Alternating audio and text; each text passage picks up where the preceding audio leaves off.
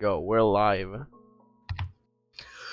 Welcome to the Hot Takes Bad Taste podcast. We're here by our lovely host, Bane. How you doing today, Bane? Hello, everyone. I'm here. I'm doing fine today. I'm not sure I deserve the host title, but I'm blushing a little bit right now. You're right. You deserve more respect. You deserve the owner title. The CEO. owner of Hot Takes Bad Taste. Yes, the CEO. And we are your faithful employees. That is true. Yeah, we're the expendable employees. Yep. You'll be fired soon. We could be replaced any month. I could get any one of you. Get anyone to replace any one of you guys. Damn. Oh my god. Well, good thing that you haven't replaced us yet. So, what's Yeah. up, guys? It's me, Dan. It's the Dan. Welcome to another episode of Hot Takes and Bad Taste. We're on episode like 7 already, no? Or 5? 4? 2? I know we're not double digits. Yeah, we're not double digits. We're gonna do a special for that one. We're gonna bring I think Gabe Newell over there for that one. Who Yeah, I think the that's a good fuck? idea. Gabe Gabe Newell, like Newell? the Steam guy, bro. He's Mr. Video Game. Yeah, he's like the Mr. video game. Game? Okay. No, Yeah, Gabe he's Newell. the guy. Guy from Steam, bro. Yeah. Jeez, a guy from Steam, okay. Yeah, that's the He's guy. like the guy. Just a Randy. It's the guy from Yeah, bro. Sonic and 3D game. Exactly. Yeah, exactly right. Okay, so what section do we want to start off? We're doing articles. Yes. Yes. You are our lovely owner of this podcast. What articles did you bring this week? Well, let me open up my phone for a second because I got them there. I have mine on my phone as well. Oh damn. Okay. Okay, so I got here one. I got this one. This one caught my attention immediately because he has Balatro in the title. So your boy saved that one. So apparently there's this new game coming up. I think it hasn't come out yet from what I've seen. It's called Gambonanza, and it's Balatro but for chess. Basically, that's what the article says. I'm not sure how accurate that is, but that sounds super fun. Cool. very nice. Gambonanza. Chess Apparently it's coming up roguelike. for Steam. The article's in Spanish, so I can link it if you guys want, but you're not gonna understand much. I'm not going to be able to read it, but I will gladly take it in the chat so then we can we can post our sources like we Let uh, me just. I'll be the first to admit that I've never actually learned how to play chess. I've Really? only really ever played checkers. But this does look cool. It seems like it'll be a really cool take on the roguelike genre. It seems nice. I like the art style. I'm looking at it right now. on Yeah, Steam. Gambonanza. I think that'd be too cool. have I was not scared played. that the art was AI, but taking a closer look at it, I don't think it is AI. Maybe I'm just going Yeah, crazy. it seems. I mean, I have no idea, obviously, but like, I've seen AI pixel art, and you could just tell they use like there's an imbalance with the width and stuff, and I was talking about actual, the like- main art here. Like, let me see if I can. Oh, the main it for you. the like promotional art. Yeah. Let me get it for you real quick. This one. It did raise some flags first time I saw it, but I don't think it is AI. I think I'm just paranoid. Yeah, hey, but that's how our life is now. You have to Yeah. be paranoid. Yeah. Sadly. Like you can't look at anything anymore and just Yeah. know right away that it's made by a person. So I get the hesitation. But But yeah, no, this game looks cool. You were looking forward to it? Yeah, I'm hella hyped because I love chess. I play chess with my wife all the time, or my girlfriend. But Awesome. it Yeah, seems well, very let hype. us know I when, just read Balatro with chess, and I was super interested already. If you wanna go over chess, chess is actually pretty simple. Like learning what the pieces do. It's pretty easy. It's Right. just all about strategizing after. Just learning openings and stuff. But it really isn't that hard. There are some very easy openings that you can do that are like very serviceable if you're a beginner. And yeah, chess isn't really that hard. And I'm sure I didn't know how to play poker before playing Balatro, and it still was pretty easy. Like learning Balatro. Oh, was okay, pretty yeah. easy. So I'm sure this game's also gonna be made pretty easy, especially because, well, let's start by the fact that it looks nothing like chess. Okay, it has the pieces and it has like a board, but it doesn't have enough squares on the board to be actual chess, and there's not enough pieces on the board to be chess. And of course, there's gonna be different power-ups. So I'm pretty sure anyone is gonna be able to pick this up and learn, but of course we can't know yet because it hasn't released. It says here October 2025. Yeah, I bet it'll probably be like enjoyable for anyone, and you probably can get more strategic if you know a lot of crap. But it seems like you could probably learn as you play, which is cool. Yep.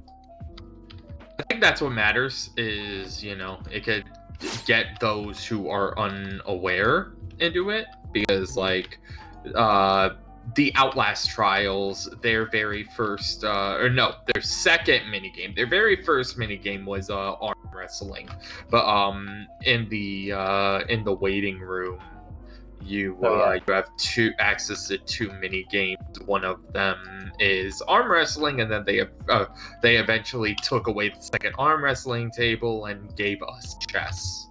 Hell yeah. So yeah, like those. There's also a sheet on a wall that tells you how chess is played.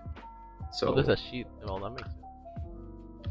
Yeah, I'm sure that that will also happen for this chess Latro or whatever we're calling it. Yeah, chess Balatro. It's called. I'm gonna say it again for anyone who's interested. Gambonanza. That's Gambonanza. Gambonanza. Coming up on October 2025, and that's the article I had saved. The article doesn't really go that much in depth. It's just like a promotional article, so not much else to say. Just interested in that game. That is very fair. And I don't have any other. Oh, I guess this kind of counts as an article, but not really. Well, Persona 5, the gacha, Persona 5X, I think it's called, is gonna be coming to PC very soon for the 1-year anniversary. And there's an article for that. I'm kind of interested, even though, I'm sure it can be good, but I'm gonna have to give it a chance. I mean, it is a gacha game. There's no shot that it's good. It's probably bad for your soul, bad for your wallet, bad for your personality, bad for your relationships, bad for your health, bad for anything. Insert here. Dan, didn't even know they were making. I didn't know they were making a gacha game. I didn't hear anything. It was already released like a year ago. It's just getting a global release because it was China only. It was China only. Was it Japan? Okay, it was China exclusive. Okay. So yeah, it's gonna get a global release and it's coming to Steam. Original a mobile game, but getting a Steam release is always good because some computers just can't handle mobile emulators, mine included. So I don't get to play a lot of games that don't get Steam. Yeah, that is the strangest fucking thing, is that you can't, like... Yeah, I know, right? Your PC is decently up to date, but it's... I can handle a Switch emulator for some reason. 3DS emulator and a mobile emulator just not work. That's the weirdest thing. Yeah, that is real weird. Weird. Yeah, I mean the Switch emulator, which of course I buy games from them. I have a Switch in real life. I just have an emulator to get better FPS. It's just all very legal. Yeah, you sank the insert X amount of dollars it takes here into a Switch in Brazil or Argentina. I'm sorry, man. Now I'm racist as fuck. Now I'm racist as fuck. Jesus Christ. It's a whole different language. It is, and I just offended the fuck out of so many people. But yeah, I remember on how originally I was pushing you to advertise to your audience, your Spanish speaking audience. Yeah, maybe this is why it's a bad idea, because I'm gonna make a fuck up, a big oopsie, and I'm just gonna offend an insane amount of people. It's very hard to offend the Latin American community. I'm just gonna say that we're in a different wavelength than the Americans. I mean, you still deserve the same respect. Of course we do. We're saying more respect than Americans. I was about to say not the same respect as Americans, even more. But you get what I'm saying. Yeah, I got you. You deserve respect in general. Like, Yeah, so yeah, Yeah. those are my two articles. You know, I mean, they could have gone into the game part, like the what games are we waiting for section, but you know, those are the articles I got, and those are the articles that called upon my attention. That is fair. We can. I have a few articles that will segue into something different.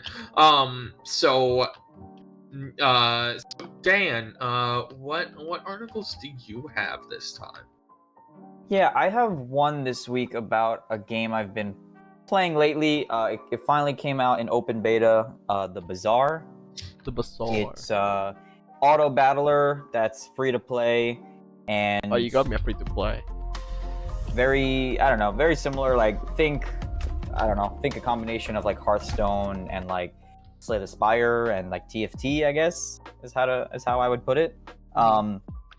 I've been enjoying the game. I really didn't like follow too much of the development too closely, but I saw people playing it, particularly Northern Lion, and I saw he was having fun with it, and I wanted to try it. And so yeah, essentially this article goes over a lot of the backlash that people have been giving the game because it has some pretty predatory monetization, as you might expect. Well, it is free, so that answers my question. It is a gotcha. Yeah, in ways. Like for instance, you have these characters and they have these base items that you could get. So when you play a game, you go to different shops and you can find different items. You can unlock different items for characters, which gives you more obviously flexibility and options for different builds. But they are locked between a good amount of monetization, which is it's kind of all over the place. For instance, there is like a separate set of cards you can get for a character, which is just like $10 flat.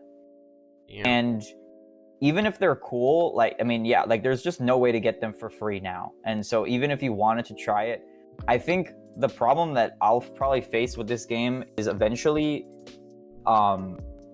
there's just going to be very little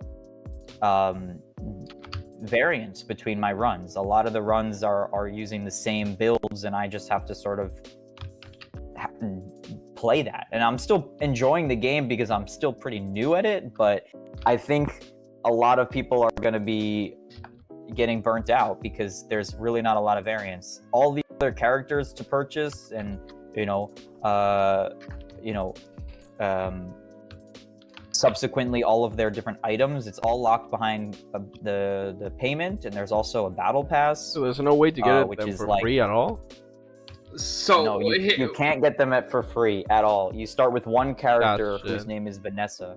Like she's even gachas, you can roll for gachas for free. You know, you can just save resources and try to roll. This is shitty. It's pretty shitty. And so the core of this article is just that the creator, who don't know his name, but he used to be a Hearthstone professional. Like, so you know, he knows, you know, he's good at card games. He knows what makes a good card game and all this stuff.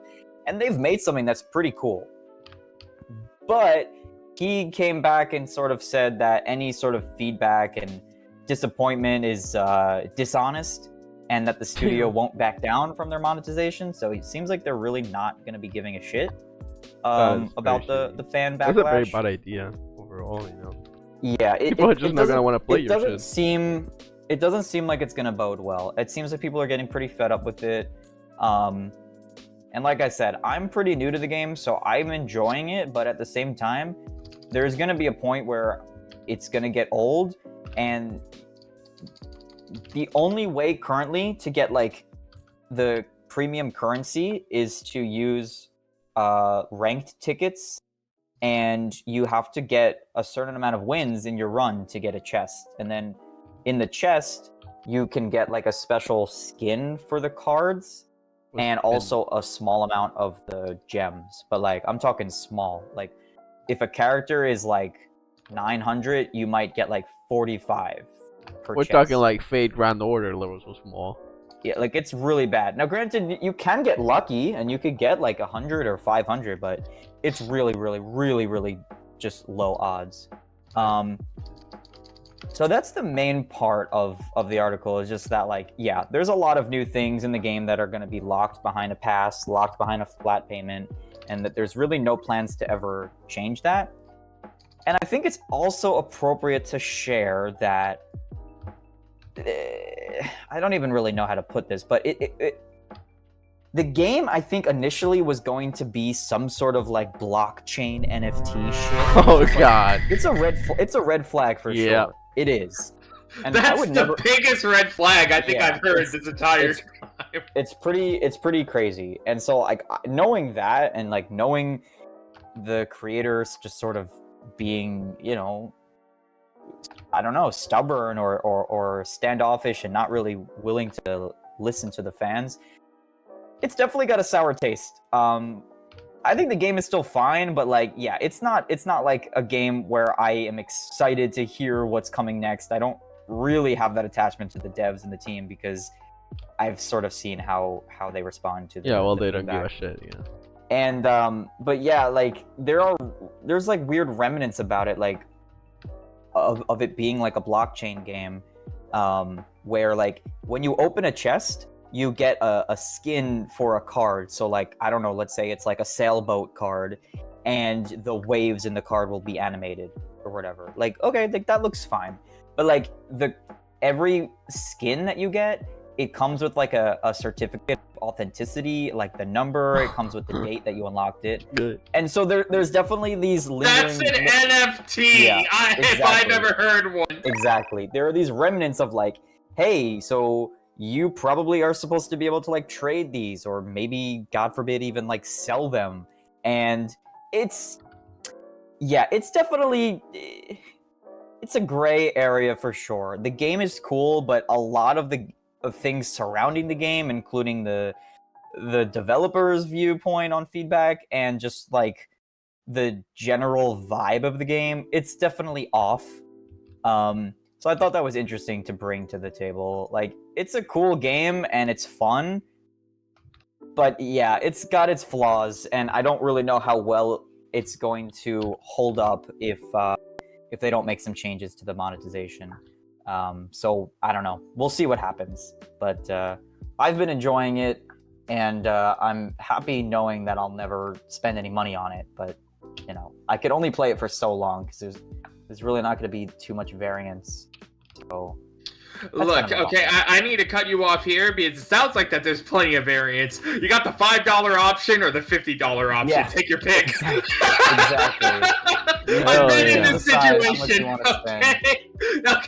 I think your comments are potential slander, and I think you need to give it the respect it deserves. Hey, I found the dev. I found the secret dev. But yeah, that's it. It's a cool game. I'm having fun with it, but it's got its issues, and it's important to talk about those issues. But for sure, that's about it for the article, and that's the one that I have for this week, because I've been enjoying that game and I wanted to bring that to the table. Yeah. Okay. So for me, I have, I believe, 2 articles this week. Yes, both of them are perfect segues. So we're gonna start out with some bad news. Probably the one that breaks my heart. Bane saw it on Twitter. Dan's already seen it. We brought it up in our private chats. I still want to express my thoughts. But so story time. I was enjoying my week off.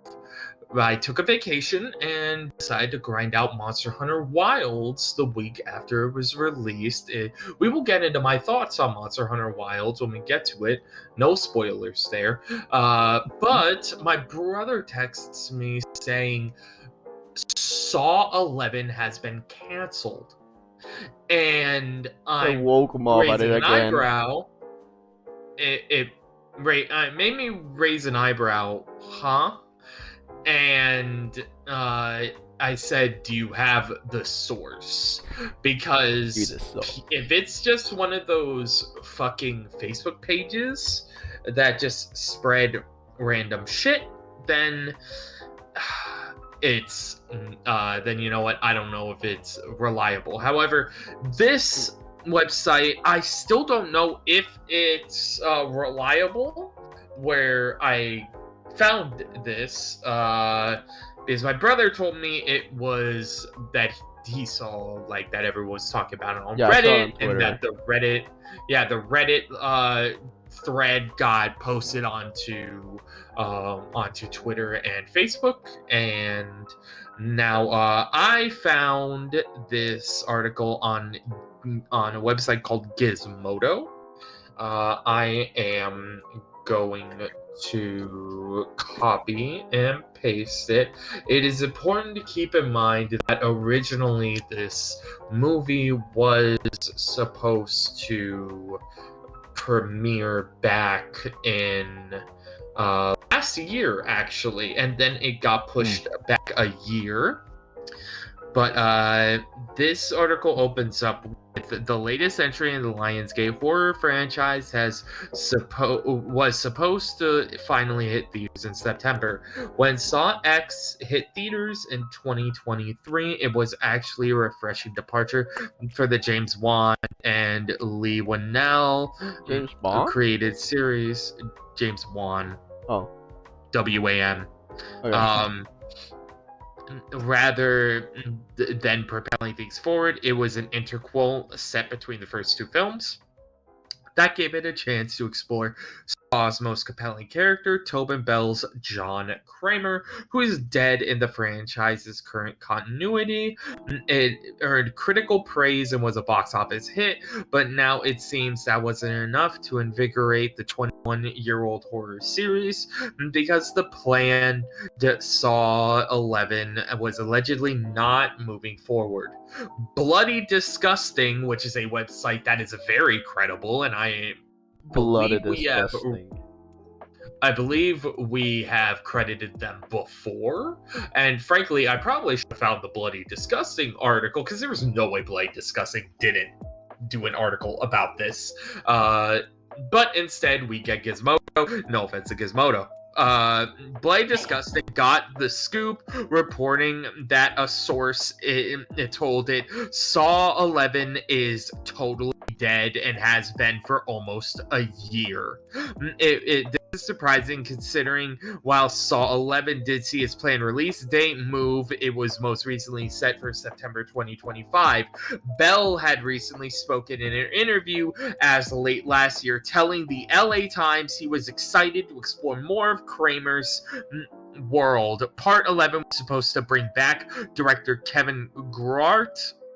I probably butchered that name, I'm sorry, who helmed the well-received Saw X, as well as earlier entries, Saw 6 and the 7th series entry, Saw 3D.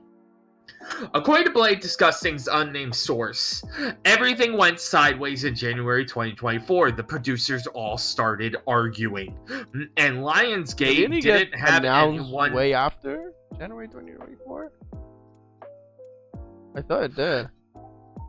It was announced, so it was announced shortly after Saw X, and then they announced it for 2024's October, I think, and then it was pushed to September 2025, and now it's done. Lionsgate didn't have anyone to sue over the disagreement. Bloody Disgusting also discovered that there's a chance the franchise might find new life in a different studio. But the outlet's source thinks that it won't pick up where the story left off, rather start over, a reboot, in other words, rather than a sequel. IO9 reached out to Lionsgate for confirmation or comment, and will update the story if we hear back. So what does this mean? Mm-hmm. What does this mean that this article reads sketchy as hell? However, all the confirmation I need from Lionsgate is, and we will talk about it later, is the fact that on the Lionsgate website, they have axed Saw 11 from their 2025 calendar. Oh, and in its place have put The Strangers Chapter 2. So this is just a heartbreaker for me and the small following that the Saw series still has. Really small. Oh, I would think it's a huge franchise. A lot of people think that it's a dead series that should stay dead, and I am glad to be a hipster about it because I fucking love this franchise, and I got Dan hooked on it. So yeah, I'm taking my wins where I fucking get them. It's weird because I really don't see a lot. Like, I don't see a lot of people like mentioning it or talking about it at all. And I think it's pretty awesome horror series. And even if it is a different like studio, I mean, I hope that the story that they want to tell can be told someday. I definitely want to see it. I mean, even if it's like fucking garbage. I mean, they've had some garbage movies in this series, but I would still enjoy it. Just, you know, I think it can't be as bad as some of the worst ones they've had. So how will you feel about it if they reboot it? They reboot the series. In a way, they already slightly attempted to do it with and not really it's not an official reboot, but when they did Jigsaw, it was a very plot hole ridden attempt at a prequel, sequel, a continuation, yet also taking place before everything. What? Yes. All your confusion, the answer is yes. I see. That one was not received very well at all. It was not. I liked it, and at first, I thought everyone was overcritical. I thought I was, you know what? I thought it was just another Ulkran hipster take. And then over time, I definitely realized, you know what? The majority was right for once. I will surrender my my Ulkran take, and because I agree with the majority that Jigsaw, that wasn't it, Chief. I will say, I do not think Jigsaw or Spiral was a mistake to the franchise. I know that those two movies tend to eat that take of being a mistake to the franchise, but I like it. I like them both. You like anything, bro? I mean, no, I'm the one here who disagrees with most of the public view. Yeah, you just go against. Actually, let me change that. You just go against every opinion, bro. It's popular, you hate it. Go. It's hipster, you like it. You can assume that and you'd be more accurate than when you're not. So I think I had fun watching those two, but like they definitely weren't great. I remember my expectations were pretty low for Saw 3D because of like the reviews, but I thought that was a fun one. I mean, I did not like Saw 3D. Oh god, it definitely wasn't my favorite, but it was entertaining. I definitely liked the other two after it. The one that people really like. I thought Spiral was Spiral. I like them both. Very boring. A lot of people disliked Spiral because of they didn't like the the message set behind it, and I mean I can understand that. I'm not gonna tell them that the message was not pushed. Everyone's allowed to feel how they do feel about it, but I still liked it regardless. Is it because I like Chris Rock? Is it because I like we do not support Chris Rock in here. Why? Isn't that the guy? Am I getting confused, or isn't that the rapper who beat his wife? No, that's Chris Brown. Oh, are you sure it's? Oh, well, that's the same guy. Chris Rock is a goddamn comedian. Wait a second. You are right. He's the guy that Will Smith slapped. That's Donkey. Yes, it was Donkey. The fucking fish from and then people lost their minds as if they were like personally attacked. They were like, that was traumatizing. That was that brought editor, cut that out. Editor, cut that out. Not the same guy. Don't cut that out. Leave it in there. All guys named Chris are the same to oh my god! Sounds pretty similar. You don't know. That's fucked up, Bane. There's so many Chris's. I don't know. Chris Pratt, Chris Evans, Chris Brown, Chris Rock. Yeah, how many it's all Chris's just Chris are there? to you, huh? It's all just Chris. Yeah, they're all just Chris to me. Despicable. Disgusting. All right, jumping ship to another article I have. So, once again, more story time. There, in case no one remembers, we had a pandemic a few years ago. Did we? I forgot. Yeah, we did. Yeah, it's kind. I know. Like it's been 5 years since the pandemic. It has been 5 years. Holy shit. Yeah, that is kind of fucked up, shit. Bro. It's been 5 years. Holy. And during that time, I remember a indie horror author popped off with a book series he was making that I wanted to get my hands on. I just never got around to doing so. And that series is called Clown in a Cornfield. Sounds very simple. I never read the series. I never wanted to spoil myself for it. But I do want to eventually pick it up. Now let's fast forward from the very sad days of 2020. I think the book now, I think there's like 2 books, maybe with a 3rd one on the way, or maybe there is just 3 out already. And we are in 2025, and I woke up one day to a Facebook post about the long-rumored, long-awaited Clown in a Cornfield movie! Oh, damn. Okay. This May, the killer clown slasher film Clown in a Cornfield will be making its way to the big screen. Months ahead of its theatrical debut, a film premiered at South by Southwest Film Festival. With its early reviews, the movie has gathered an impressive score. As of now, Clown in a Cornfield has an approval rating on Rotten Tomatoes of 90%. Hey, how have I not heard of this? It's coming out this year?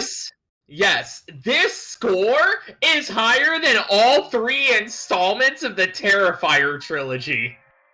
Oh, That's shit. crazy. That is crazy. Which has become very popular with horror fans in the recent years. The original Terrifier film scored a 62%, though the sequels are closer to Clown in a Cornfield, with 2 and 3 respectively holding approval ratings of 87% and 78%.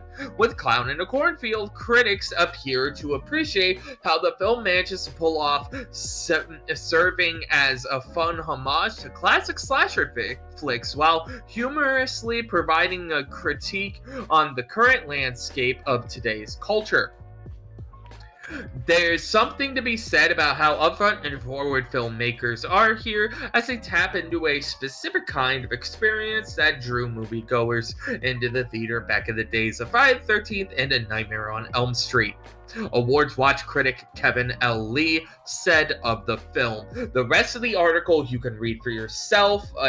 We will be posting the link in the description, because we at Hot Takes of Bad Taste, we post our sources. We credit them all. And the trailer is also out now. You can just Google it, YouTube it, look it up. You will find it yourself. The movie drops in May, just a few months from the day that we're recording this podcast episode. You can bet your sorry, beautiful ass that I am going to go see it in theaters. And awesome. That is the perfect segue, I see, into our next topic away from the articles, and we're going to talk into movies. Dan, start us off, since I think Bane is Sure. occupied, Yeah. potentially. So lately, there's been a couple of movies that have been on my radar that I want to watch, and I did finally get around to watching. I don't know if I talked about this last time, so correct me if I did. But I watched the movie The Menu. Have I talked about that? You have not, but I do remember watching that, and it was good. I want to hear your thoughts. Yeah, I finally watched it because I had seen people talk about it, and I had like seen it referenced, but I really didn't know what it was about. I mean, I knew it was gonna be like get a little fucked up, but I didn't exactly know what I was getting into. But yeah, I don't know. I think I liked it. It had a good ensemble cast. Like a lot of these characters, you meet, and you're not really meant to root for them. I guess like they're all flawed in their own ways, and yeah, I think it was really cool. I mean, it was a unique movie. I've never seen anything really like it, and it was intense. I mean, I was definitely feeling like a little, like it wasn't like straight fear like other horror movies, but it was just a lot of suspense, and it was definitely a bit of a thriller, and I liked it a lot. I thought it was, yeah, I thought it was exciting, and it was just a cool standalone movie that told a story. It said what it wanted to say, and it didn't need to become something that people obsess over, and it's now like a huge trilogy or something like that. It was just a cool standalone movie, and I really liked it. I thought it was neat, and I think it, yeah, I don't know, had a lot of good themes. It's just like people just living too fast, not even really taking the time to enjoy life and enjoy the things that they're like spending an exuberant amount of money on, and they're just sort of doing things to fit in, try to feel like they're part of like a higher upper class, and feel like they're like deserving of their status of being wealthy. So yeah, I don't know, I really liked it. I thought it was really, really neat, and I was looking at movies similar to that. Like, okay, I want to try to like capture this similar feeling. Like, what is similar to that? And so I think the next on my list is finally going to be to watch the two Knives Out movies, because I've seen that a lot of people like them. I love a good like murder mystery movie. It seems like it's going to have a really huge ensemble cast, probably be like a little funny, a little humorous, and yeah, I don't know. I'm not sure if you've seen the Knives Out series. I have. Algren. Yeah, I think I'm in for a good time. I'm excited. I You are. Watch them.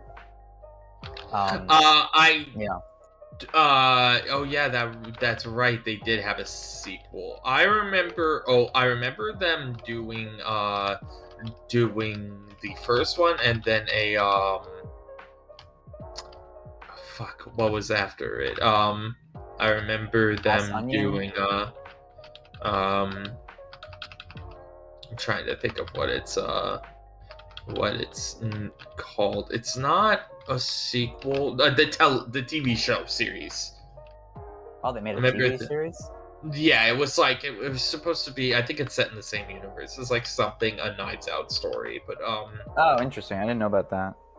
Yeah. Yeah, I'm excited to watch those movies. They've been on my radar for a while, and I wanna finally check them out. Like, I've been trying to watch more movies because there's just so many good ones out there, and I spent a lot of time just staring at my phone doing the same bullshit. So I'm like, you know what? Why not? Let's just check this movie out. So I'm looking forward to watching the Knives Out movies and seeing what they're all about. But yeah, recently I saw The Menu. I thought it was really cool, and that's pretty much it, I think, in terms of movies. I mean, I've been seeing a lot of trailers for like this one horror movie coming up. You probably know the name better than I do, but it's like Woman in the Field or some shit like that, or Lady in the Field. Yeah, you know that one? Yeah, that one. That one looks good. I wonder how it's going to go. I've seen some ads on YouTube. I haven't seen much of the reviews, and but I get my horror movie reviews from you, Algren. You're the horror guy, so if you say it's good, I trust it. And if you say it's dog shit and it's just like a funny thing to watch, like the Winnie the Pooh, Blood and Honey, then it's entertaining. But if it's bad and it's not even entertaining with friends, then I trust your opinion when it comes to horror movies. So I'll wait and see what you think of that, if that's something that you end up watching. I do plan on seeing it. I do. That's for sure. I assure you of that. Yeah, I gotta be in a mood for a horror movie, but like I do like seeing them when I'm in the mood. Do you have you seen anything else? I don't think so. I think in terms of movies lately, that's kind of been it. That's what I've seen. I haven't really watched too much else. Mostly like just been watching like different TV series, which I can get to, but I'll let you guys speak to any other movies first before I get into any series. But yo, I'm back. I'm sorry.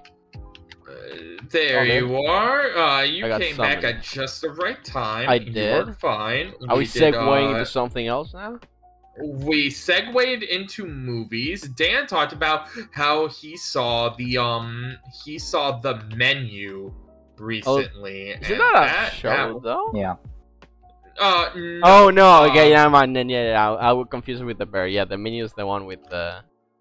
Yeah, I know which one. I know. Yeah, I was saying I really liked it, and because I was looking up like, well, what's like similar movies? What's got like a similar feel? Even though I've Hannibal, know that probably. It is unique. Hannibal? I would say Hannibal. Oh, the Oh, Hannibal. yeah, well, I can movies. see that. But yeah, I Like was saying Hannibal that I'm Lecter. probably gonna check out the Knives Out series because Hell yeah, you should. I've heard good things about that, and I think there's only 2 movies so far. With that third one just being two. planned. I'm excited to watch it. I think it's even 2 with a you third knew one coming about out. the second movie. There was a show. Like there was a show that's set in its universe. Yeah, I swear. If there's not, then I'm losing my mind and I'm thinking of the my second mind. Yeah, no, it definitely is real. Like it came out. I think what's his name? I Daniel thought it Craig, was on a... the James Bond guy, is in it. Yeah. Well, Yeah, he's on the all of first them, no? movie. Oh, he's in the first one too. Is he in the second I one? guess he doesn't Yeah, die. he's the detective on all of them. He's Benoit Yeah, Blanc. No? I've just seen pictures of him. I think he's Benoit He's Blanc in on the both first of one. them. Movie. That's like the only thing connecting the 2 movies, like the detective. Oh, okay. Well, now I know. I think they're he based is in off the of a second book, movie? and like Benoit Blanc is like a famous book detective, you know. That's very fair. Benoit Blanc. I'm gonna Google this actually. Oh, never mind. They're movie original. They are a movie original. Interesting. Bane, do you have any movies you watched while we? Oh, actually, no. I know what you watched. It's time to talk about Aliens. Oh, we can talk about Alien. I watched How Aliens in been? February, I think, though. Did we not talk about Alien back then? We did not talk about Aliens in I guess I February. forgot I then. promise you. Okay, Aliens is the second That's movie like of Shaggy. Alien. Damn, I did watch it though. I guess I forgot to mention it back then, but yeah, I did watch Aliens back in February. This month though, I watched Alien 3 and Resurrection. God, Resurrection was some ass, bro. I'm gonna say that. Honestly, I didn't even like the third movie. I kind of like the third movie, honestly. Fun fact, Prometheus was the very first R-rated movie I went to go see in theaters. Shit, is Oh, nice. that all? 2001? Yeah, it something? Prometheus is not no, it's not that old. Prometheus is from God, when is Prometheus? It's crazy because Resurrection's from 97. I think Prometheus is like... It's as old as, like, I'm pretty sure it's as old as Call of Duty Black Ops. It's 2012. Like, Prometheus, unironically. 2012. So it's like... Went from Gotcha. 97 to 12. But yeah, my take on the Alien saga... So far, definitely the first one's the best one. I'm gonna say that. Absolutely. And then it actually no. goes down with time. Argue. Just like... I argue. The second one was my favorite. I think it was. I respect that. I think it was just slightly. I think the ending just like overstayed its welcome a little bit. It just kept piling up stuff. But I think it is kind of a trend in Alien in general. It's like the motherfucker just never fucking dies. Oh my god. we did talk about the Alien series. I remember because I made the iconic reference of "Get away from her, you bitch." Yeah, okay. We'll talk about it again because you watched more of the series this time. I did. Yeah. So we can talk. We're gonna start by Alien then. I did watch more than Alien though. I watched Alien 3. I'm gonna start with that one. Definitely a big downgrade from the other ones, but I think the abortion symbolism is still there. Like the whole, I don't want to say the R word, but that R word, not the insult one. That you guys know that R word. We're talking about abortion, so it should be obvious. Yeah, it's still very much in there, and the whole unwanted child, the whole unwanted child thing, it's also there. Like a child that you just don't want to have anything to do with. And it makes it even more obvious in the Resurrection. It's like one of the few things I like about Resurrection. And yeah, it's just that the setting is a lot more boring. The characters aren't interesting. The tension is still good though. Like when they kill off this certain important character that you wouldn't think would die so early, you're like, okay, so any motherfucker can die now. And so yeah, it was alright, you know. The alien scenes still looked beautiful. There were one or two CGI scenes that looked fucking horrible, but most of them, like, I think my favorite thing about Alien is just like the practical effects, like how cool the alien looks, you know, the alien suit, the fucking slimy things, whatever they used to actually show the alien, the xenomorph. And I think Alien 3 still had enough of that for me to enjoy it. However, Resurrection does have that. I think the scene with like all the failed Ripley clones is so disturbing in such a good way. That one I will say was good. And that part both scenes relating to the alien xenomorph human hybrid. When he gets born and when he dies, they are both so disturbing and beautiful. Just beautifully disturbing, like how a horror movie should be. Just like the body horror to the max, and it's so gross. And how he like this like I don't the likeness to his mother. I don't know, the love for his mother. You know, it's so gross too, because it's just such a disgusting creature. And it goes into the whole metaphor for the unwanted child again, right? And Ripley still feels bad about killing him, right? But it's just something she doesn't want in her life anymore. Unwanted child, unwanted pregnancy, whatever you want to call it, you know? It's still very present still, and those scenes are good. However, this movie got ruined for me because every time someone spoke, it was horrible. Just, the dialogues weren't human at all. It just felt like they were spoke by, I don't know, just not actual humans. They were so corny too, so cringy. Like the edgy Ripley had so many bad scenes, and all the other characters were so bad. It's just like so corny, like the classic 80s action film dialogue on every single one of them. And is Resurrection like the newest one? No, it's the fourth one. Oh, the fourth one. Okay. Yeah, the fourth. Before they got like tuned into that series. Yeah, the last one with Ripley, I think. Pretty sure. So yeah, there are things to like about it, but not enough for me to say I like the movie overall. I think it's worth watching still for those three scenes I mentioned, like the failed Ripley clones, the birth of the alien, the human xenomorph, and the death of the human xenomorph. Those are some wonderful scenes. And everything else, though, not very good. Plus, you have these mercenaries that literally hijacked the ship and were giving away the bodies of like fucking 8 people. And then all of a sudden, they care about if someone dies or not. And you're like, okay, what? The characters are inconsistent. They're very cringely written, but there were some good things to like about it. You know, I'll accept it. I'm excited for Prometheus because it has very mixed opinions too. I heard people say it's ass. I heard people say one of the best ones. So I wanna get into it and give my own opinion. I wanna know what you think about Prometheus when I watch it. I don't think it was that good. It's got some nostalgia in me because it was my first R-rated movie, but No, it was not that great. I promise you. I'll give my own opinion in there. You know, I'll sneak it in there. Yeah. Yeah, you definitely can. And yeah, that I definitely want to hear you talk on the pod about it. Yeah, we're gonna discuss very deeply. I hope I like it, just so I have something to get mad at you with. It's like I don't know. The one thing I will say is that as you continue through the series, you will just realize that after that, like, it definitely treads the category of softcore porn. Hell yeah, bro! It gets even better then. Oh, God. It's more kind of sexy, you know? You get me?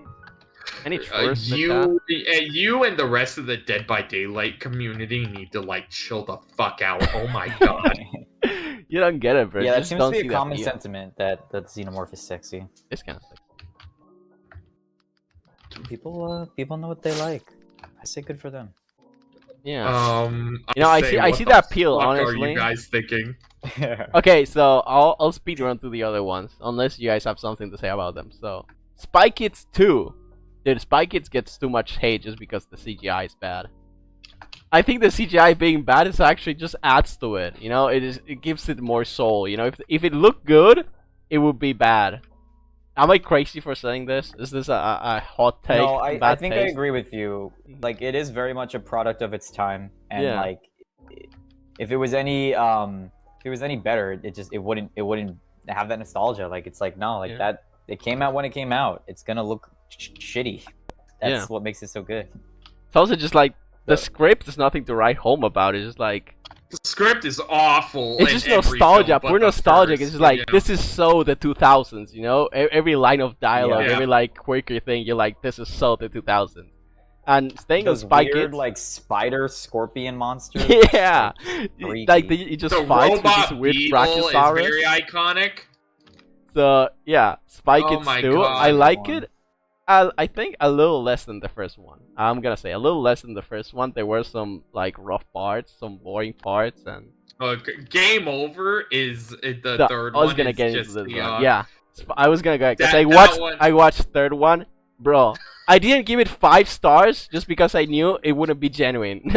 It was like, dude, Spy Kids 3 is so fucking good. It's so bad, it's good. It's so bad, it's good. Dude, it's not even like, it's just so much soul, you know? You can tell the directors, the actors, and just everyone in it had so much fucking fun. You can see the fucking Stallone. Why is Stallone the bad guy? All of this. But like, oh yeah. How did they get Stallone in this? George Clooney's also like, they have a blooper of him being like, "Oh, this is the end of my career," on the credits of the movie. I thought that was so genuine and so funny because you wouldn't promote your movie like that, right? You wouldn't want your main actor guy to be like, "Oh yeah, this movie, it's over for me. My career is over." It's over for me. It's so fucking funny. So all the stupid scenes with like the family getting together and the fucking machete, fucking the title card showing up for everyone, grandma, grandpa. I think that the Latin American dub is also something that helped my enjoyment of it. I didn't even watch them in English a single time. I think I don't even know how they sound in English. But yeah, I think watching them in Latin American because Spanish, because that's what I heard them as a kid, helped experience a lot too. It's just so eerie. It's just like all the stupid scenes with like in 2 as well, where like Spy Kid on the fucking glasses as he puts them on. So fucking stupid. Spy Mom. It has these silly things that just made me enjoy it so much. I think it's one of my favorite movies this month. I'm gonna say it. If it wasn't for the other saga that I started watching, Planet of the Apes. The first one, holy shit! I think that was the best movie I watched this month. The first one. I haven't seen the '68 movie. Anything in Planet of the Apes yet? Yeah, the '68 movie, 1968. I don't know if you'd like it, but I think it brings up some very interesting things about animal cruelty and how us humans think we are superior just because, well, we think we're smarter, right? Like, oh yeah, we are the superior species and we can do whatever the fuck we want with everything else. And I think it's a very interesting dynamic when things get reversed and you're like, holy shit, you know? I don't know how to put it into words. I think it's very interesting because there is even this part where the human gets into a trial of monkeys. And it is so interesting how they try to argue about the monkey, the human's right of existence, right? Because the humans will be the equivalent of monkeys for them. And it's not a movie that's completely reliant on the shock factor from the ending, because I'm pretty sure everyone knows how the movie ends by now. It's just too iconic of an end. And that's just an extra, I think, because it's pretty obvious from the beginning what's going on. It's just a very philosophical movie that gets you thinking about the value of human life, the value of animal life, and how we impact the... how animal cruelty is bad, right? Like, animal experimentation is bad. And it also talks a bit about religion. And I wouldn't say entirely in a bad way, but it does have some criticism about... It has a lot of criticisms about religion, but in an interesting way, not like a Reddit way, right? It's not like a... Yeah. You guys know the difference between Reddit atheism and normal atheism.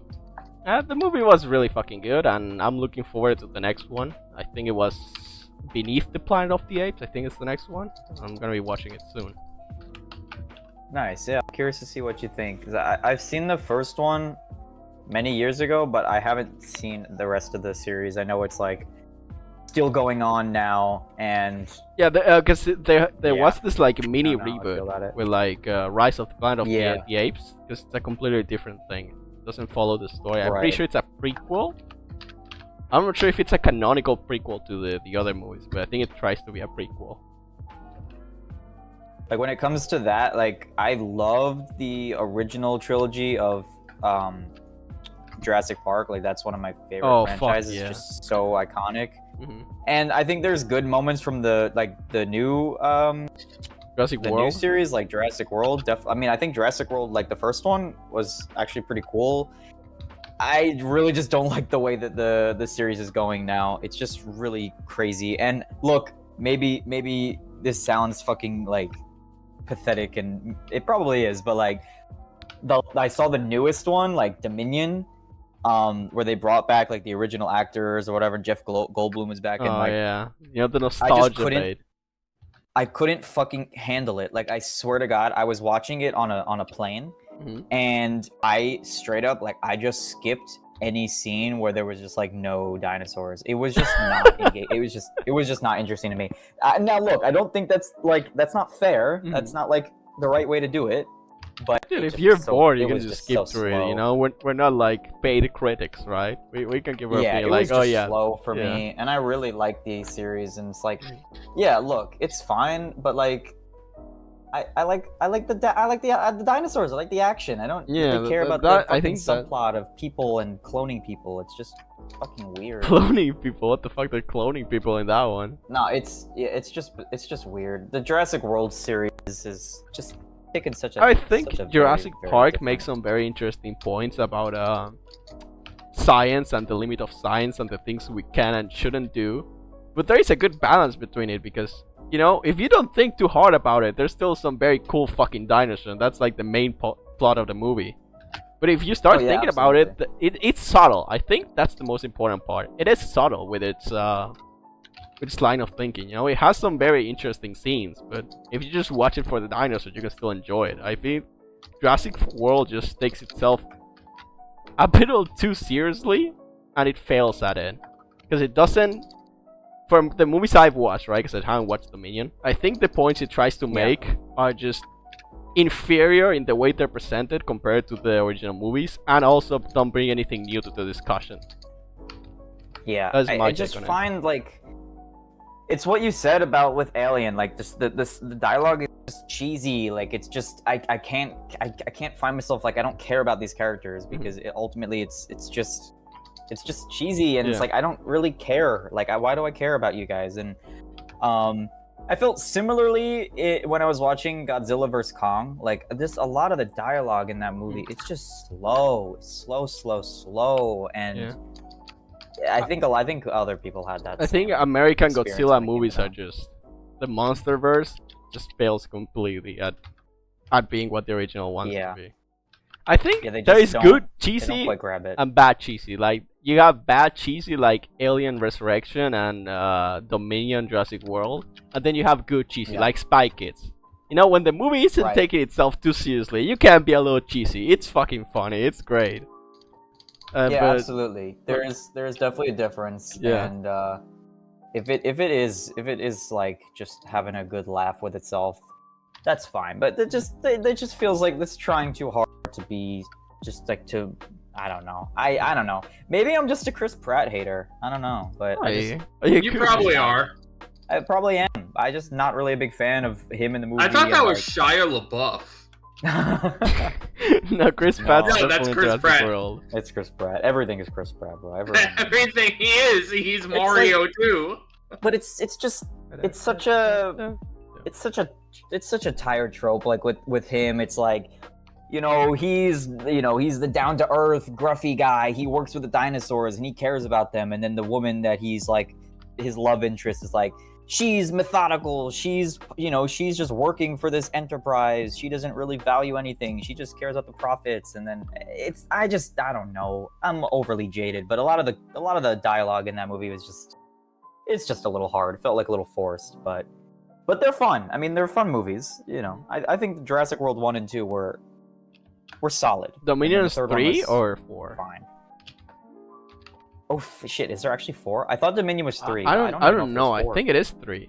I'm not sure though. I think I watched 1 and 2. I could have swore there was a third one, but I wouldn't put money on it. I don't know how many there are, to be honest. I think there is another one coming out, and that's why I'm getting confused because they announced a new original dinosaur for Isn't a movie. that Dominion?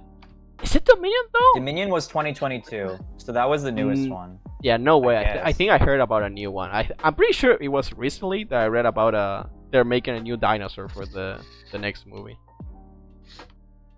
Oh wait, yeah. You know what? No, there was recently a trailer that came out. Yeah. Okay, I'm not for, crazy. A new one. Wait. Yeah. When is that? Maybe that actually came out. Okay. Anyway. Okay. Yeah. No, I genuinely thought that instead of Chris Pratt, it was Shia LaBeouf. It would be much better with Shia LaBeouf. I genuinely thought it was Shia LaBeouf. I think it would be better with Shia LaBeouf. I don't know about that. Shia has fallen off the fucking deep end. I think the last movie with him I watched was fucking Transformers. I don't even know what he's doing nowadays. Because that was his last movie, and everything else may as well be a fucking dream, because I'm pretty damn sure he's gone. Like, not mentally, not passed on. I just mean, I'm pretty sure he's just gone. Just do it up there. Yeah, I think he kind of just did it and chose his own path in life, which we respect, but apparently he's a dick as well. So yeah, we don't respect being a dick, though. Unless you're a funny dick. But the new one is coming out in July this year. That's Jurassic World Rebirth. I see. Yeah, we're gonna go to the movies to watch that one. We're gonna support it to max. Yeah. Maybe. I mean, they're going back to the original island, so like I think they know what people want, and I think I'm looking at the cast right now on Google. Doesn't look like it's the same. It's just new people. Although Scarlett Johansson's in it, which is like. Wait, what? Wait, Shia LaBeouf isn't it, or Chris Pratt isn't in it? No, they dropped Chris Pratt. Oh, really? Shia LaBeouf. Everything that made the movie good. Everyone knows Shia LaBeouf carried the whole franchise. Yeah. Yeah, he was in it. So he was in it to win it. I swear. Yeah, he was the best. Now I want to just rewatch all Jurassic Park movies. I'm on this. I'm on this trend of watching old franchises and just seeing how they evolve over time. I'm doing this with games too. We'll get that later. So, talking about franchises, I've been starting on Terminator. So I've been rewatching Terminator. I only got 2 movies. We only got 2 movies in. Terminator, the first one, I thought I had watched it, but then I started watching and I realized I've never watched Terminator 1. I always thought Terminator 2 was not Terminator 1. I swear to God. when I was a kid, I kept watching Terminator in the movie, and I thought Terminator 2 was the first one. So I watched Terminator 1 for the first time. I thought it was okay, you know? I didn't think it was too crazy. It's a classic. It is a classic, you know, I respect it for the time, but I think what's his name? Fuck, the main actor, the Terminator, T-101. Name of the guy. Dude, he's a very famous guy. T-101, the... Arnold Schwarzenegger? Schwarzenegger, yeah. I thought Schwarzenegger didn't nail the robot part yet. He was too human, you know, on a bad way. He acted too human. And I think in Terminator 2, he nails the robotic acting. Same with the guy who does the T-1000. Just Terminator 2 is so much better on every way, I think. Just like the plot is much better. I think the acting is much better. I think the visual effects are much better. I think the dialogue's much better. I think the overall message of AI versus human is much better. I just loved every single part about it. I love Terminator 2 way more than 1. I'm not saying 1's bad. I'm just saying, you know, I think 2 did everything better. So yeah, the first one, Terminator, I respected it. So. Definitely, like, that's definitely... Okay, I'm not insulting you. It's your take. You're allowed to have it.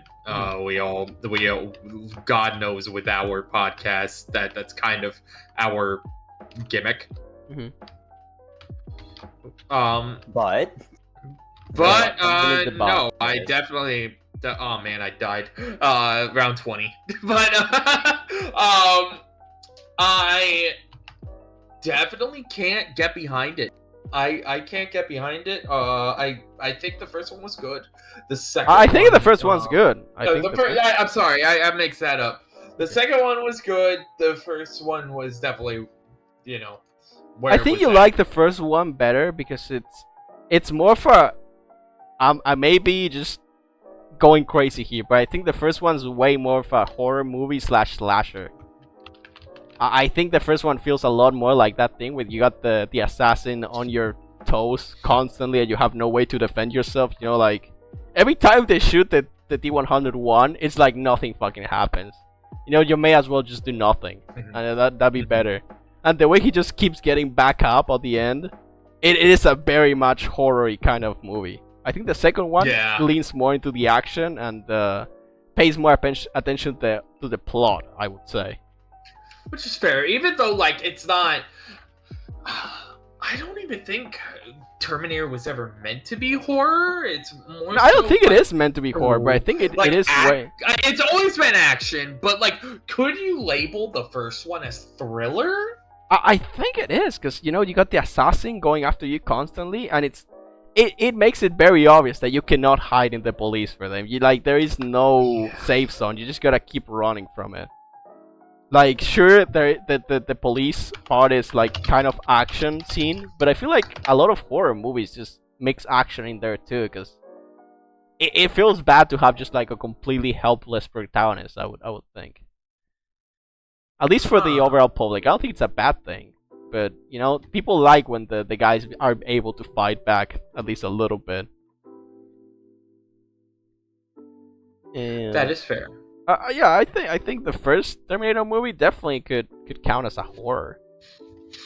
I don't think horror. I think it could count as thriller. It can't. Thriller / slasher.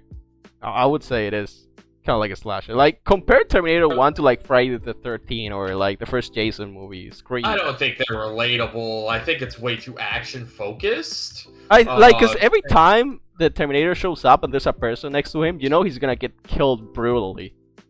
That is true. Like, it has so many brutal kills. I guess T-1000 also has them. It feels way too on the lines of Resident Evil for that. I can't give it the horror tag. I can leave it at thriller. I can give it thriller. At least the first one. I can live with that. But yeah, I think that's why you like the first one a lot more. I think it has more of your vibe to it. The second one's not bad. Like the fucking truck scene was amazing. Oh, that is so iconic. You know, I was like pissing my fucking pants from the hype for just rewatching that one again. But it was like those first two are definitely where it's at. I am gonna get to the third one soon, and I'm gonna tell you how it is. You know, from what I know, the second one is labeled as the best one from the general public. I don't care much about the general public opinion because they shit on Alien 3, and I think Alien 3 isn't that bad. I think it's like a 7 at least. It's just that the other ones were like a 9 and an 8. Or even a 10, you could argue. The first, if we're talking about Aliens, yeah, the first one, and the second one are definitely 9s. Yeah, like I think 9, 10. I think you could hover over that. I respect that. Just like Alien 3 is only like a 7, and people just flip their pants. Yeah, it's not. It fell off, but like it's Not still that fun bad, to watch. I think it's still okay. Like I would. It's definitely a better horror movie than like Winnie the Pooh, Blood and Honey, and that one was like well, that is like saying a 5 too or much. 6. That is just like something a 5 or 6. It doesn't even fucking feel real. It's just a funny game. Last movie. Type of movie that you would see like playing in the background of like another movie. Like it's not even a real movie. Yeah, it feels like it's like a Family Guy bit or something. It's poo in time. But I'm sorry. So I'm sorry. Going back to it, Bane. Keep going through. One last movie here, and I'll stop, holding you guys off. There's one last movie I watched. Continue. Read as many movies as you've watched and that are upcoming that have your attention. So only one movie I've watched left, and I don't even know what's coming up soon. I'm drawing a blank right now, but Snatch. That's the last movie I watched from the 2000s, and I think it's a masterpiece at like connecting multiple stories and still making a cohesive overall story. I think Snatch is just like a masterclass on it.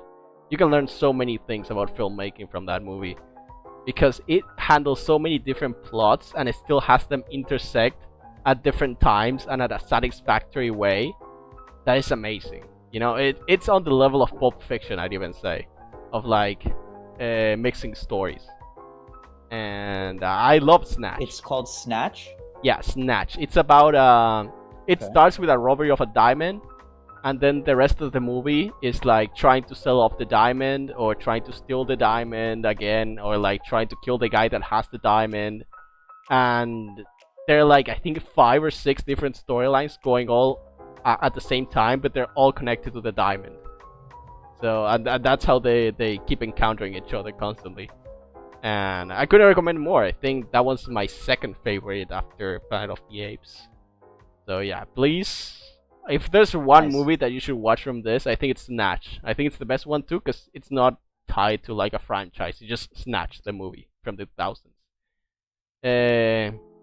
You will definitely need subtitles even if you speak English, because it has some wild British accents, and yeah, it was a very good movie though. Yeah, that's it for me for movies. Movie that coming up that I want to watch, definitely the Minecraft movie. I think this is a psyop, honestly. I think this is honestly just a huge psyop to want to get us to watch it. Just make it like the worst fucking movie possible. Just have Jack Black say Flint and Steel to get us all to watch it. But I'm falling for the fucking psyop. I'm gonna watch the Minecraft movie illegally because I don't like supporting this kind of business. But the point is, it does feel like a psyop. It's just like after so long and having so many people like, I mean, the series itself has gone through like 2 separate renaissances, and it's just like it's never going to fade away. I just wish it was an animated movie. I would be so much happier. Yes. Even if it was animated and Jack Black voiced Steve, like, yeah, that wouldn't be my first choice. I'm waiting. But it would be more fun. I know that this is I've said this before. This is absolute code. But like we're gonna get like 10-15 minutes into the movie, and everything from the trailer is gonna be revealed, and then we're gonna get hit by like some magical explosion that's gonna turn the rest of the movie animated. That is the biggest cope ever. That's insane amounts of cope. That is an insane amount of cope. But that would save the Minecraft movie. It's like it wasn't really a live action. They did that to troll us. Well, you know what? That reminds me of the SpongeBob movie, Sponge Out of Water.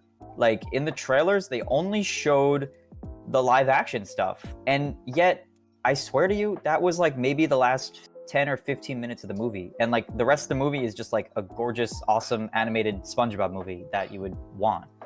And it was definitely like it was just a weird way to advertise it. So maybe there's something like that with the Minecraft movie, but I don't know. I feel like it's just gonna be slop. But hey, you know, it's gonna make $5 billion anyway, so what the fuck does it matter? And then James A. Janice will do a kill count on it. Moving on. Yeah. We have to my contribution. Very light this week. We already touched up on 2 articles for upcoming horror movies. The only other upcoming horror movie I have on which was already mentioned, we have The Strangers Chapter 2 in sometime in September. I couldn't find it. Can you guys hear the rain? No. Okay. No. Thank God. It's pretty bad right now. I've seen 1 movie the entire time in our okay, actually no, 2. Damn. No. Was it 1? What happened, Okran? You used to be the #1 movie guy here. It used to be. I don't know if I talked about it last time, but I did see Kraven the Hunter, and I loved it. I did love it. Very entertaining. That was good. I didn't watch it. I can't judge it. I didn't watch it. No, maybe it is good.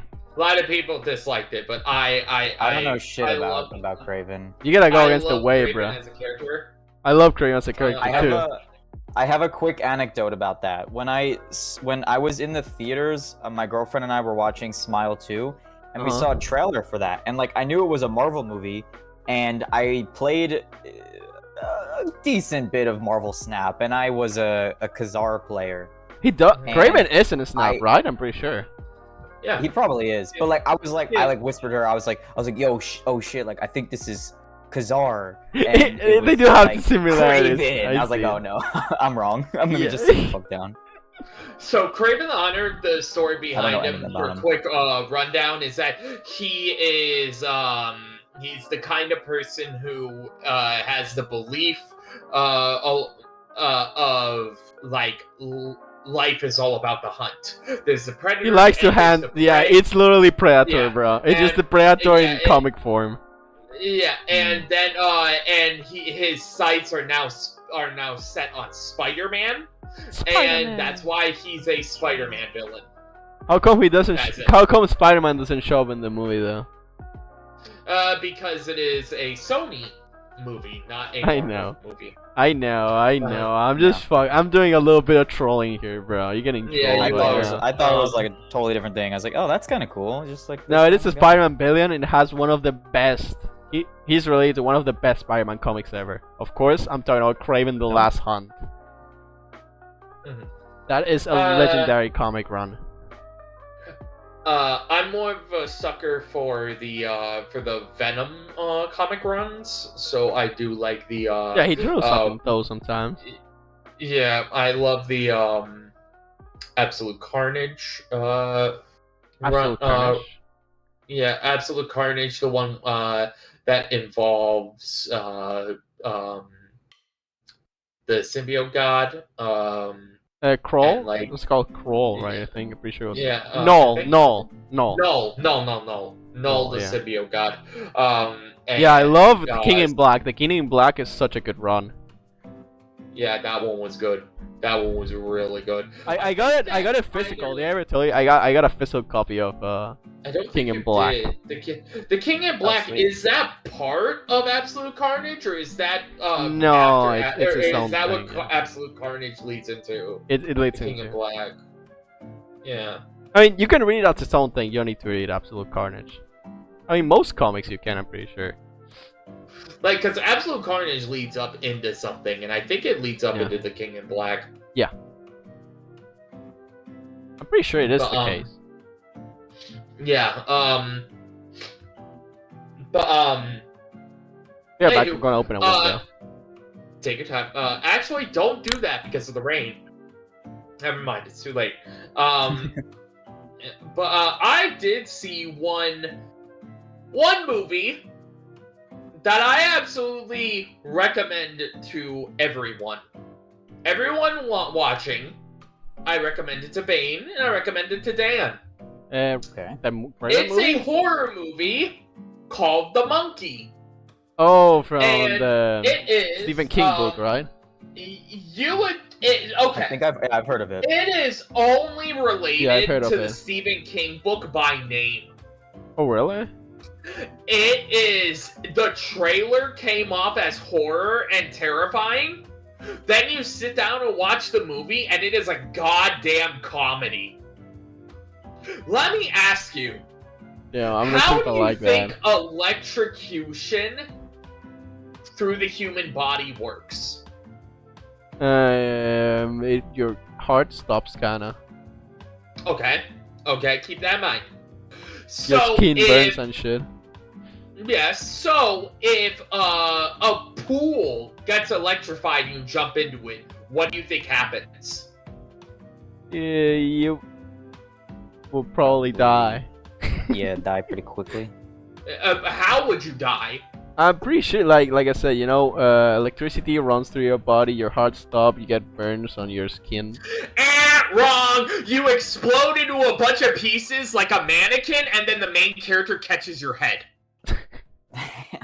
Awesome. You hear the giant blast and everything. Homeboy's on the phone and he catches the fucking head and goes, ah!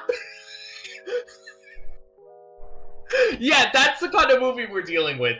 This movie is like the entire time it is fucking hilarious. It is.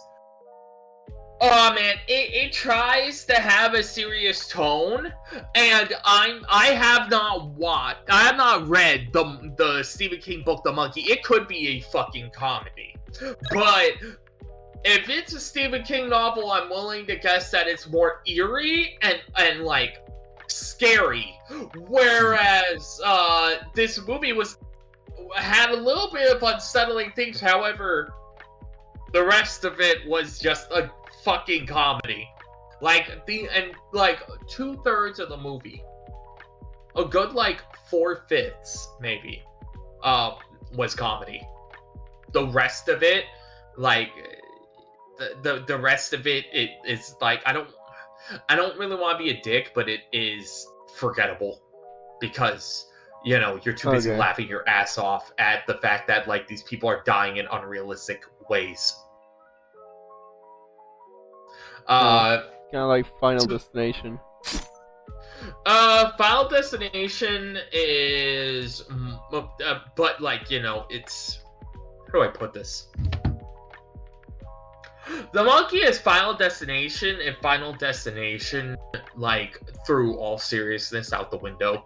That's the problem with Final Destination, is that it doesn't lean into its campiness enough, and the amount it does lean into, it's just the cringy kind. It's not like the meme tier, whereas Monkey, it's just meme tier. Okay, I know nothing about the Final Destination series. But is it true that they Final Destination? Is it true that they go to space in like one of them? Like, is that fucking true? No, that was Friday the 13th, where Jason X got like not really obliterated, just killed, and then his corpse got shipped into space while frozen, and then they thawed him, and then he killed everyone on the station. Oh, that's fucking amazing. Yeah, I saw a meme where it was like, I don't know, something about Final Destination in space, and I had no idea if it was real or not. I couldn't. No, that does sound like a Call of Duty Zombies map, though. Okay. There's a new one coming out. Speaking of Final Destination, there's a new one coming out.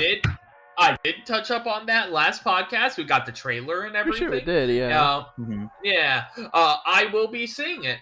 And we will. I'm seeing very good things about people on Twitter. They're like very hyped for it. I'm hoping that this one doesn't go lean into it too seriously. However, what I will say is that, have you guys ever watched a trailer that literally reveals the entire movie? That is what the new Final Destination trailer did. Bloodlines. Really?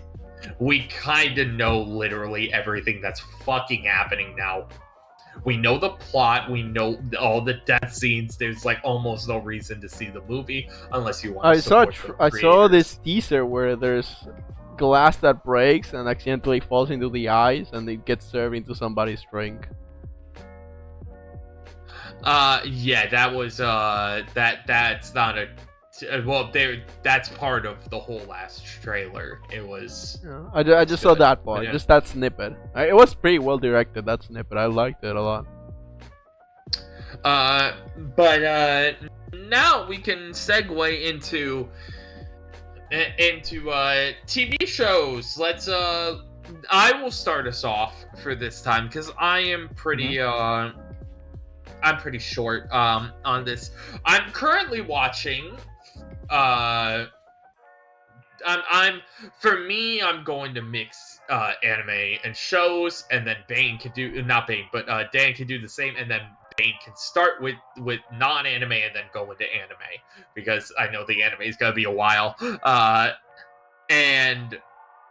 But for me, I'm currently watching the new season. Not really new. The Blue Exorcist, the continuation of it. Yeah. The nice. new season, but it's ending now, right?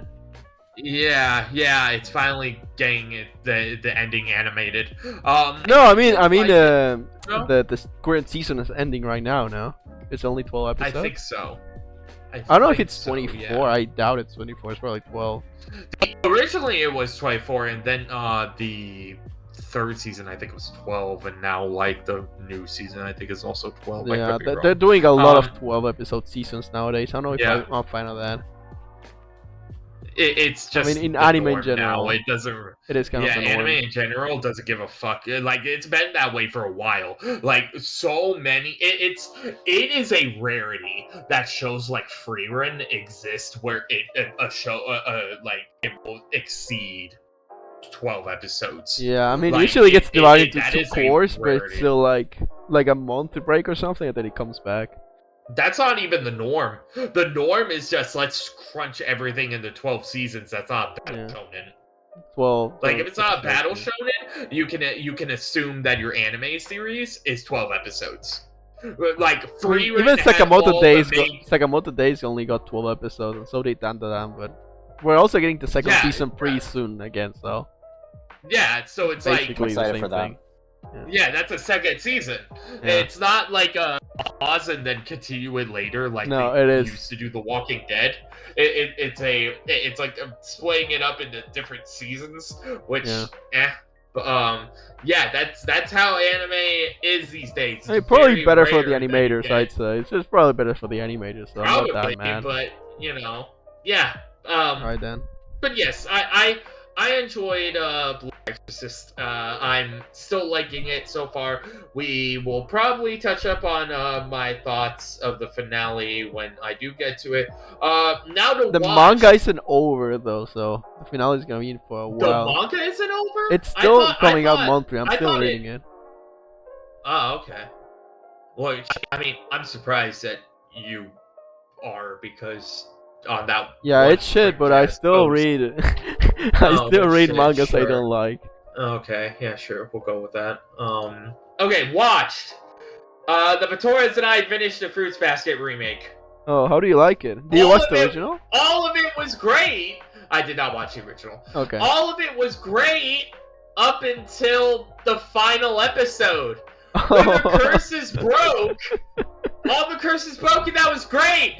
And then they took every homosexual character and forced them to be hetero. That is true. That did happen in the show. That is true. It's many seasons. The remake's also many seasons, right? Am I going? It is like 3, 4. Yeah, 3 seasons. 3 seasons. Yeah. Whereas the original, I believe, was only 2. I think. Yeah, I think the original. I'm gonna go on a limb and say it was only 1 and a special. I think. But yeah, that's kind of cringe. It's like this character that we obviously know is bi, but with the heaviest male lean. Oh, by the way, his curse is broken, and he's gonna marry his coworker. Yeah, Because that's that is love. kind of It's like, cringe. no, dude, you like men. All right, you're not fooling me. All right. I know Fuck who you're that talking about. shit. Yeah. Yeah, fuck that shit. All right, you are gay. All right, you are We're a forcing you to be gay, even certified. if you aren't, though. You are gay, though. I'm not. I don't believe you. Your actions during the season, the series as a whole, show that it's like there are very few women that could ever catch your eye, and your coworker certainly isn't one of them. You have the hots for men. And there's nothing wrong with that. This happens a lot in Whatever. anime. This is a common Oh occurrence. yeah, I definitely know Japan has a vendetta. Moving on. I finished Invincible season 3. Oh god. What do you think about that? I haven't seen after season 2 yet. I dropped after season 1. You know, I want to get into the comics. I'm not spoiling it. I know what happens because Twitter doesn't shut the fuck up every single week. Look, I know exactly what happens in every episode. That's crazy, you know. Okay, I can spoil you, but I don't want to spoil Yeah, I know. Dan. No, it's fine. It's fine. I'm just saying, you know, it makes me a little mad. At some point. It just makes me a little fucking mad, you know. Watch it. The ending of season 3, the path that Mark is taking is kind of a heartbreaker. I know that a lot of people are like glad to see him take this change and like kind of be semi-realistic, but I really liked his morals and such, and to see him throw this away, it's gonna be interesting, even if it's for the greater good. I only have one upcoming one thing that's upcoming for shows. Who here remembers Fear Street? I don't know. Fear Street. I know Nightmare in Elm Street. I know that one. What is Fear Street?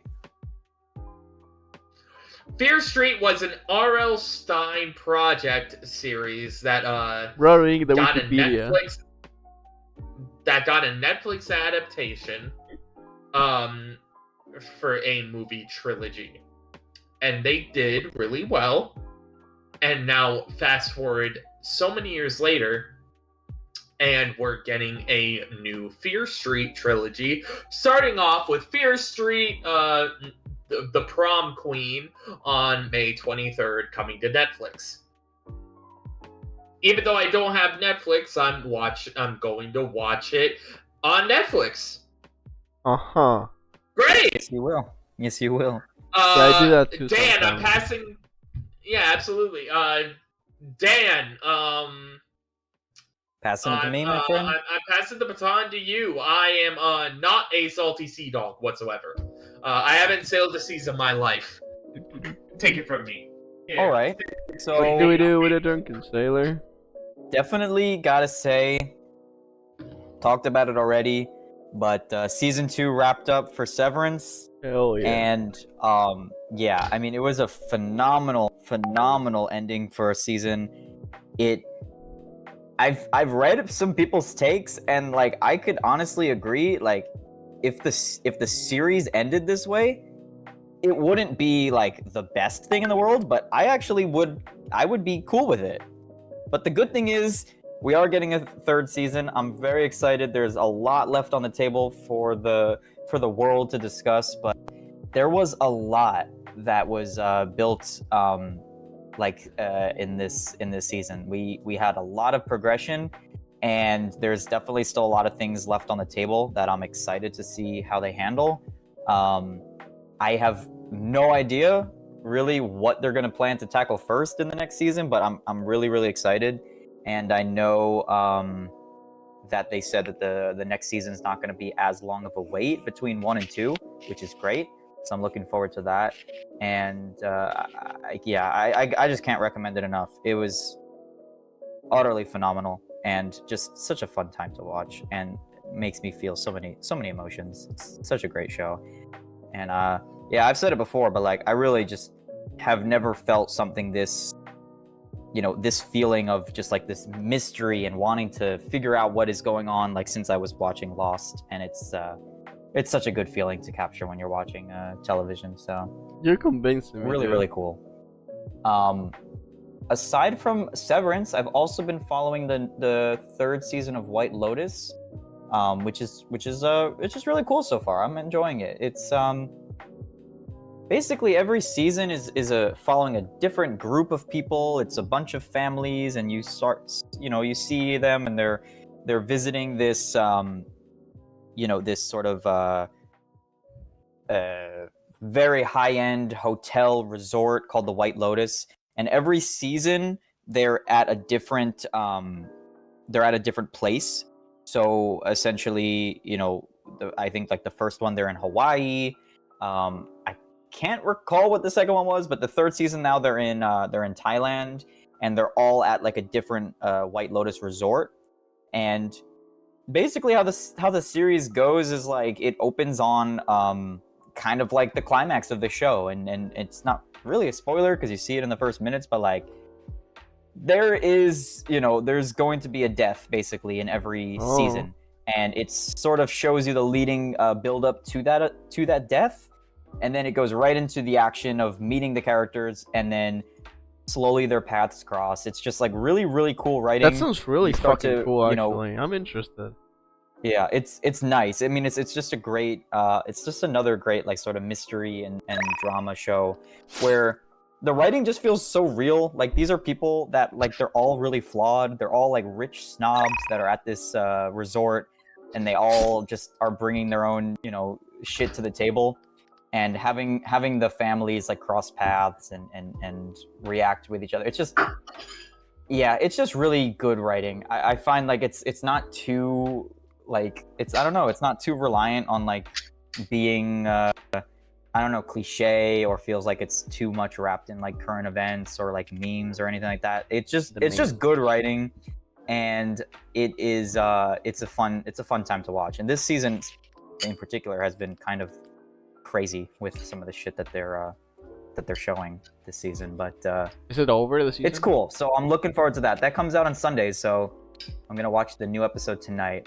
Oh, okay. And yeah, I don't know. It's just cool. It's just cool if you like a mystery, you like a little bit of a drama, some romance, some action. It's got it all, and you definitely are like hooked in from episode one. You're like, okay, like what is going to happen, because we know something is happening, but we don't know anything that builds up to it. And I think that's just a cool way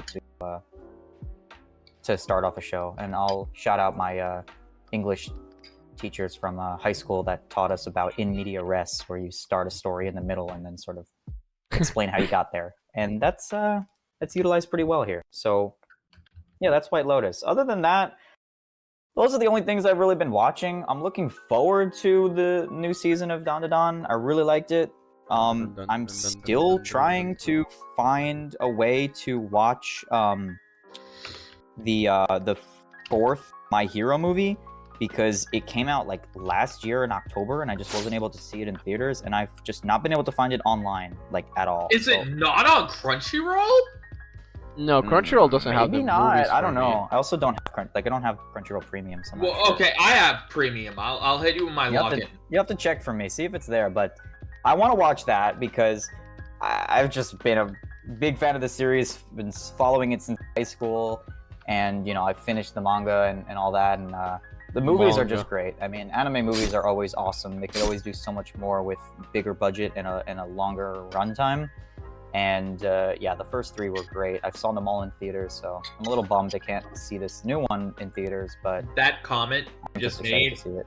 about anime movies like being like very rewarding. That is true. Like, look at the Fate series. It's a garbage as fuck series, but yet the Heaven's Feel trilogy is still one of my favorite animation the movie series. What do we call it? Of all time. Yeah, there's just something nice about anime movies. Like, it's like rewarding for fans if you if you see the whole series and like there's callback, but at the same time like they are largely speaking like kind of self-contained, which is really cool. And yeah, I really like that. Like I mean, in the My Hero movies, it does loosely follow the the main story, and like you see Deku, like he's obviously very clearly stronger in some of the like the third movie. He's using moves that he didn't have in the first movie, these sort of things. And yeah, it's just cool. It's just cool. So I'm looking forward to hopefully trying to find that online. And then whenever Dawn to Dawn comes out, I have still not watched part 6 of JoJo, but I think it's like it's about time. I gotta finally. Yeah, you gotta hop on it. I mean, part 7's getting announced. Yeah, soonish. exactly. So I know I gotta catch up. I wanted bro. to watch with my girlfriend. She was like, not really like feeling it at the time. But I think she's interested in watching it now, so maybe we'll watch it again. Or, I mean, we watched like the first episode, so maybe we'll start it again. Yeah, for sure. Because I know that she's a big fan of JoJo, as am I. JoJo's fucking great. I mean, part 7, I think it's the best one. So I hope they do it justice on the animation. But yeah, I think it's like part 7, part 8, part 6 would be my top 3 in that order. Oh, nice! Wow. And considering what a banger fucking part 5 was, then that's high praise. Yeah, I think the animators at David Production do amazing job at animating JoJo's. Like, it's incredible how they do an OST for like every main JoJo protagonist, and they like the openings, they always kill it, and the colors, just like the color palette, how they experiment with it in different ways, and they bring panels to life.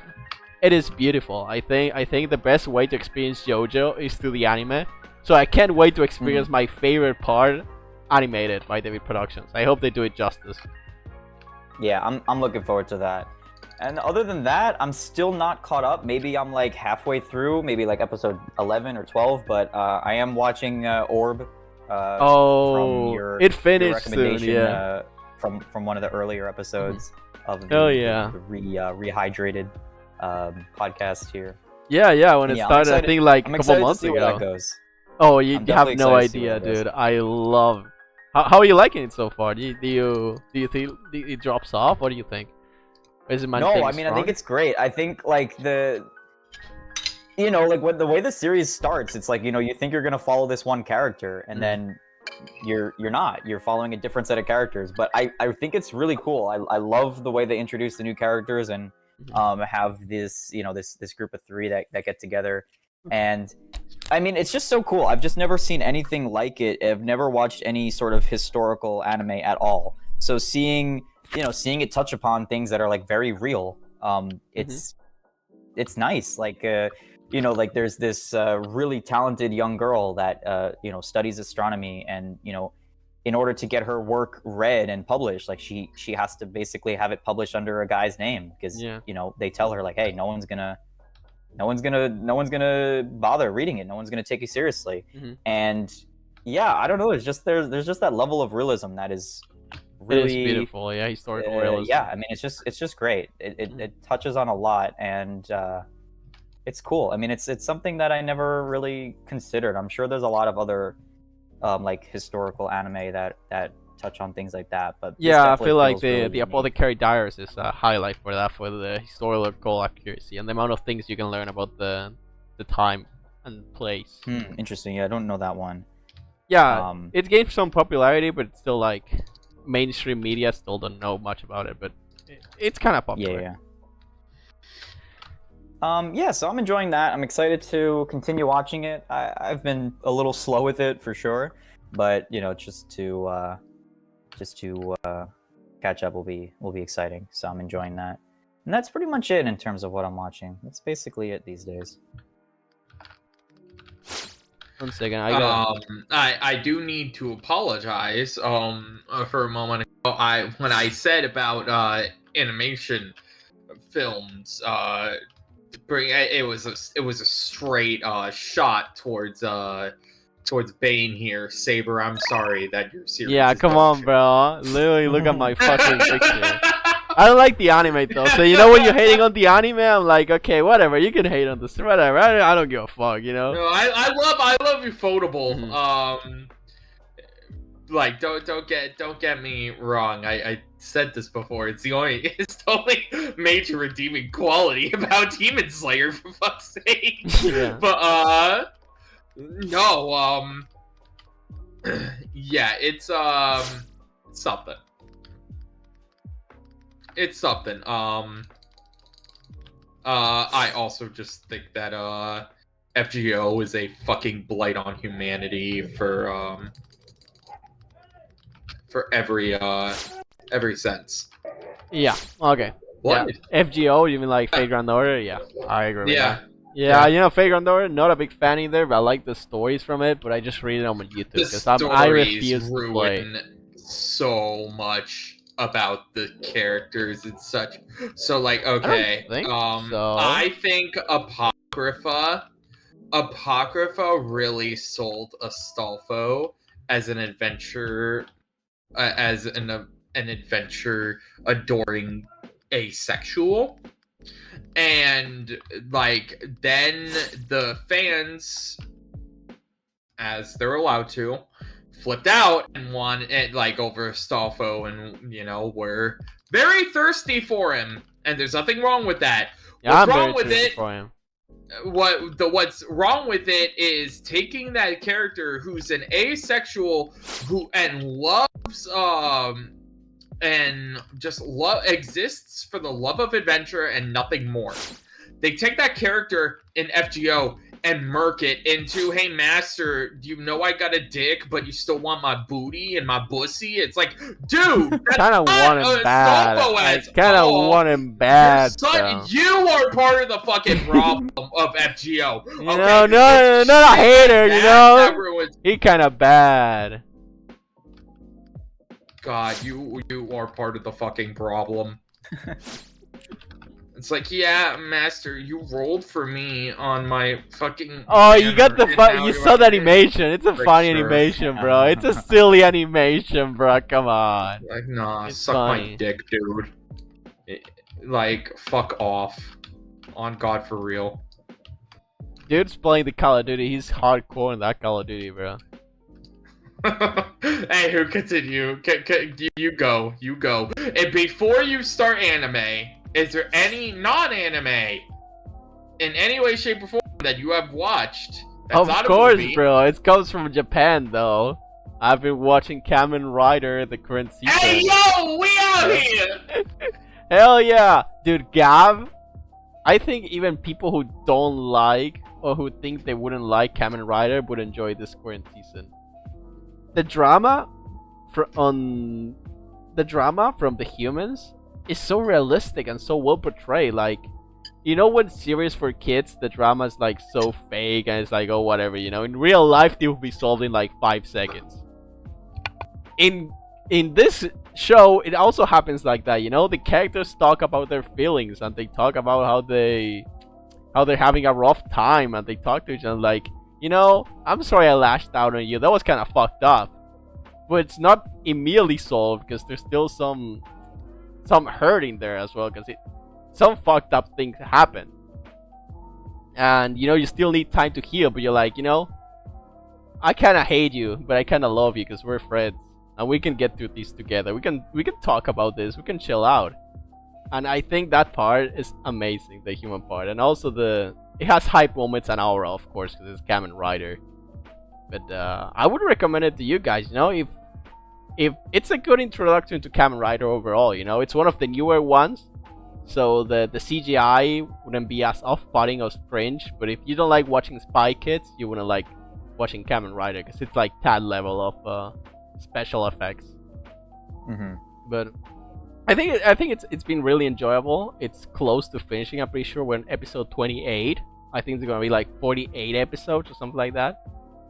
Okay. And yeah, it's been amazing. You know, if you guys were ever interested into getting into it, even though I understand it's not for everyone, I would say this season is the season to hop on it. Plus, I want to clarify something. Every Kamen Rider season is a different thing, completely different thing. So it's not like you're missing out just by hopping in right now, because it's a different thing. It's, you know, like completely different stories, has nothing to do with it. Barely ever, if ever, they reference something from the older shows and on very specific parts.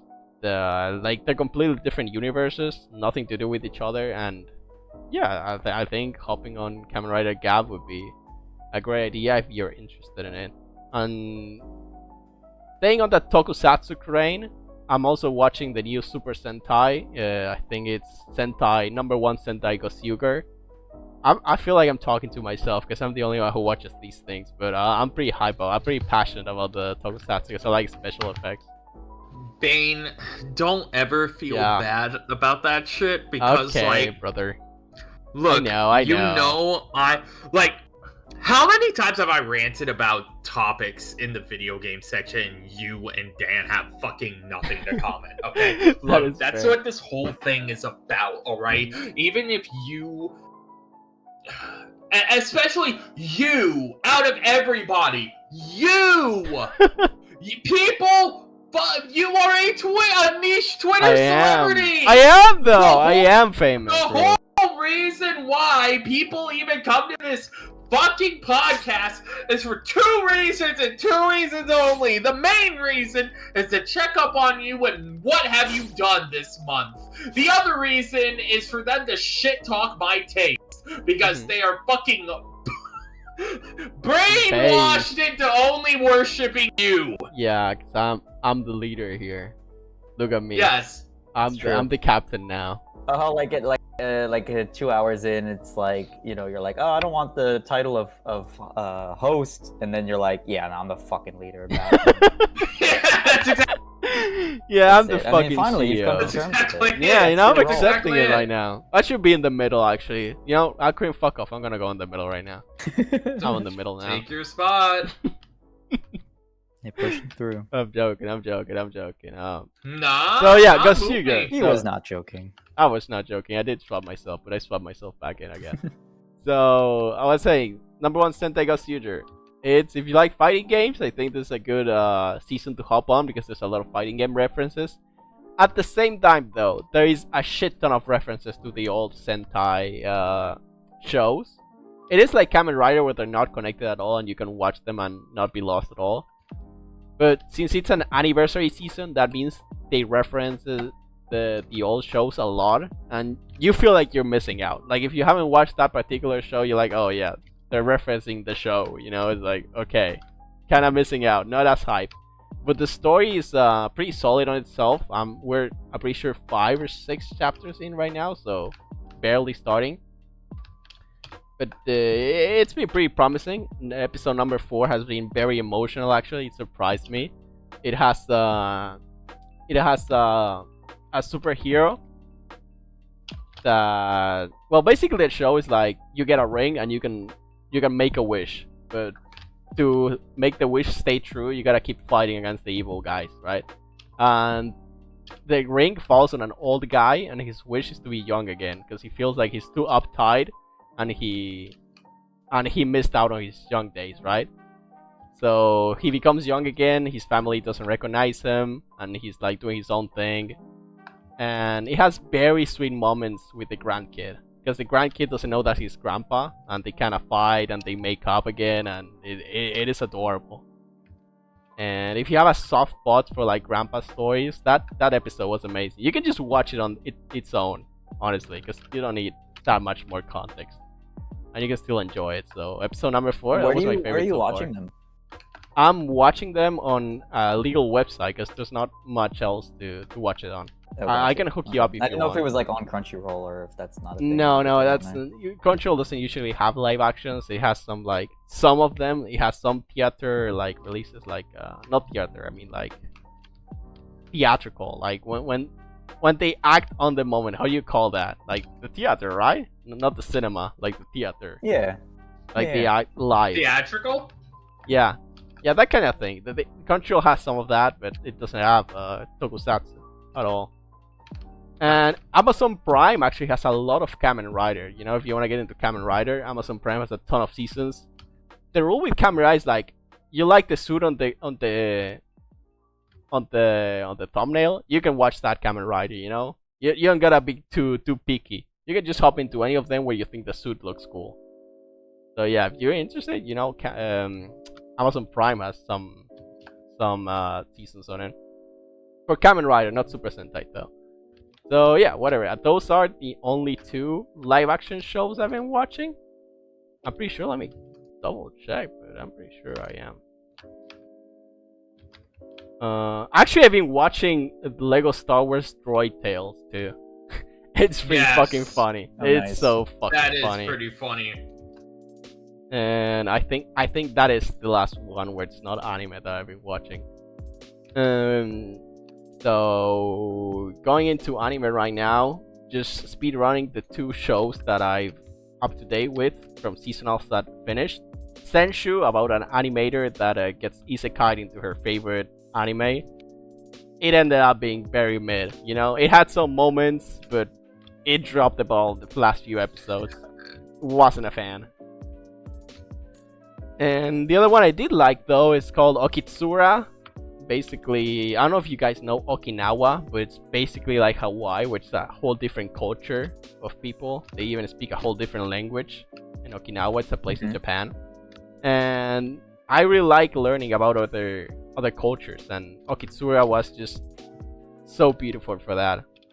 You can learn so many things about the people of Okinawa, and the romance was cute. You know, it's mainly like a rom-com. The comedy was okay, and the romance was okay. I mainly enjoy it though for the information about the culture and things like that. You're like, oh, you know, that's kind of funny. You know, I get that too in my country, because I get where I live, we have tropical weather, and a lot of the things about the Okinawa are related to tropical weather. I was like, oh my god, this happens to me too. It's that kind of thing that, you know, makes you connect with a whole different culture.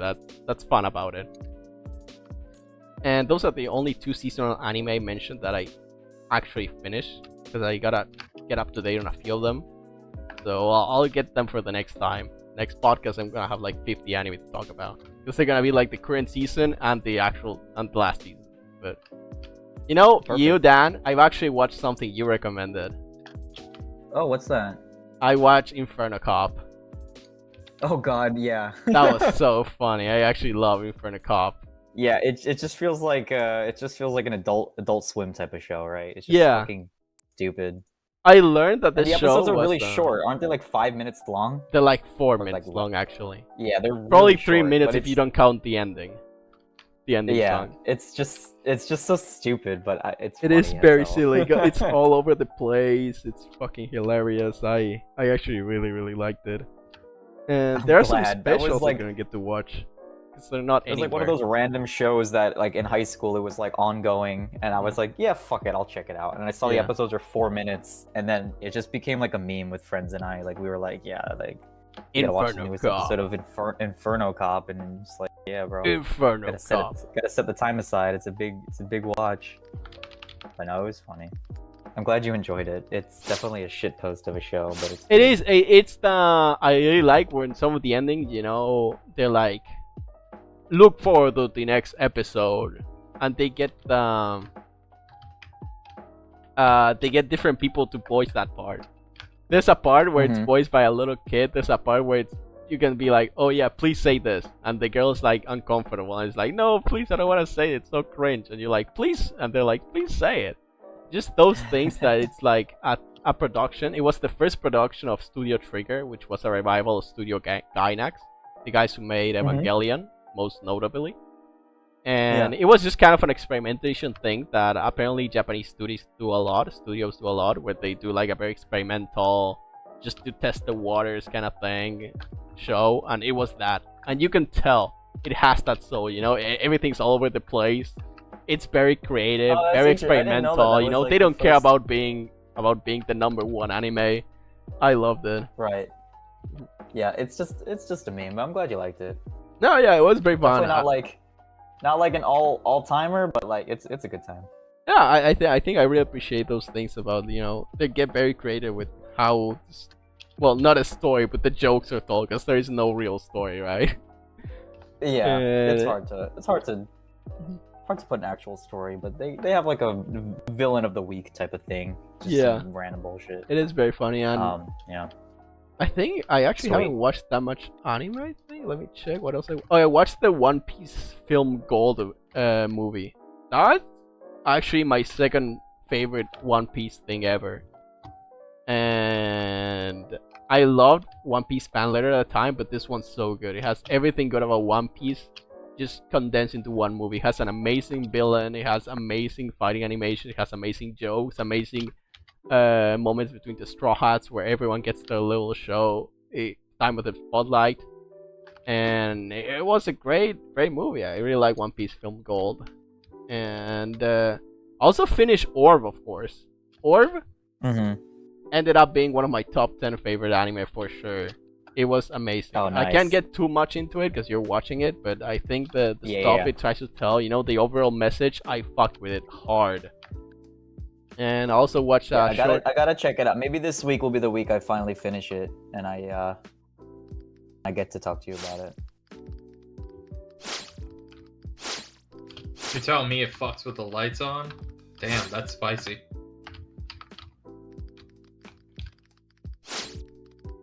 Sorry, my girlfriend's speaking to me, and yeah, I gotta reply because whatever, personal stuff. And it's the wife. We got you. Everything's okay though. So I also watched Asagao to Kasa-san. It's a short Yuri film. I think it's only 50 minutes. It's cutesy, but you know, you can't get much of a story in like 50 minutes. It was okay.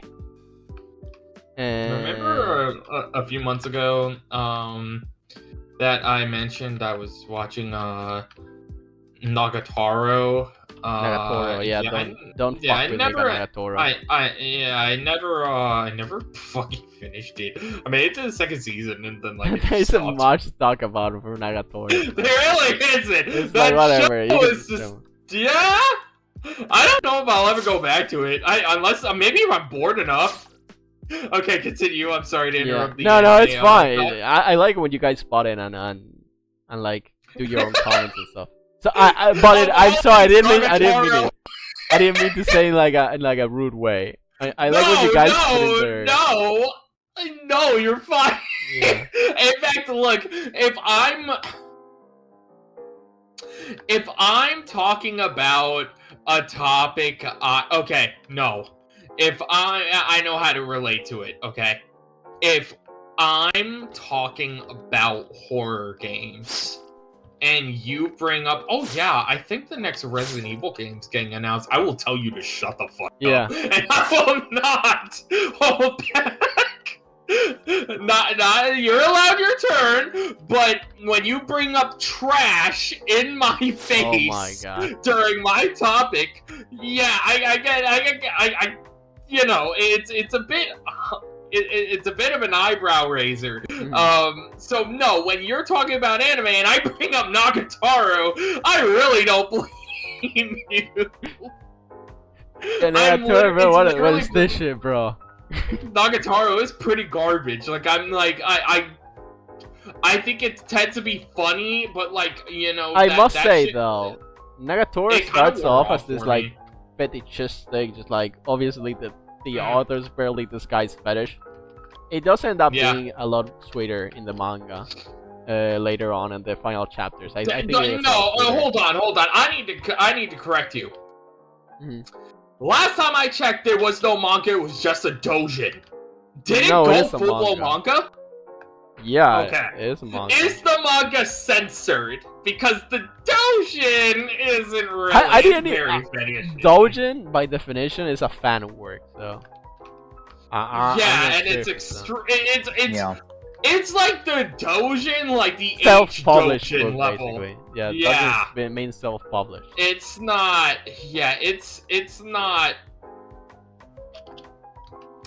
Yeah, you know, I mean, I don't know. It just you nailed it on the head when you said that it was just fetishy, because it fucking was. It is. It's mainly that.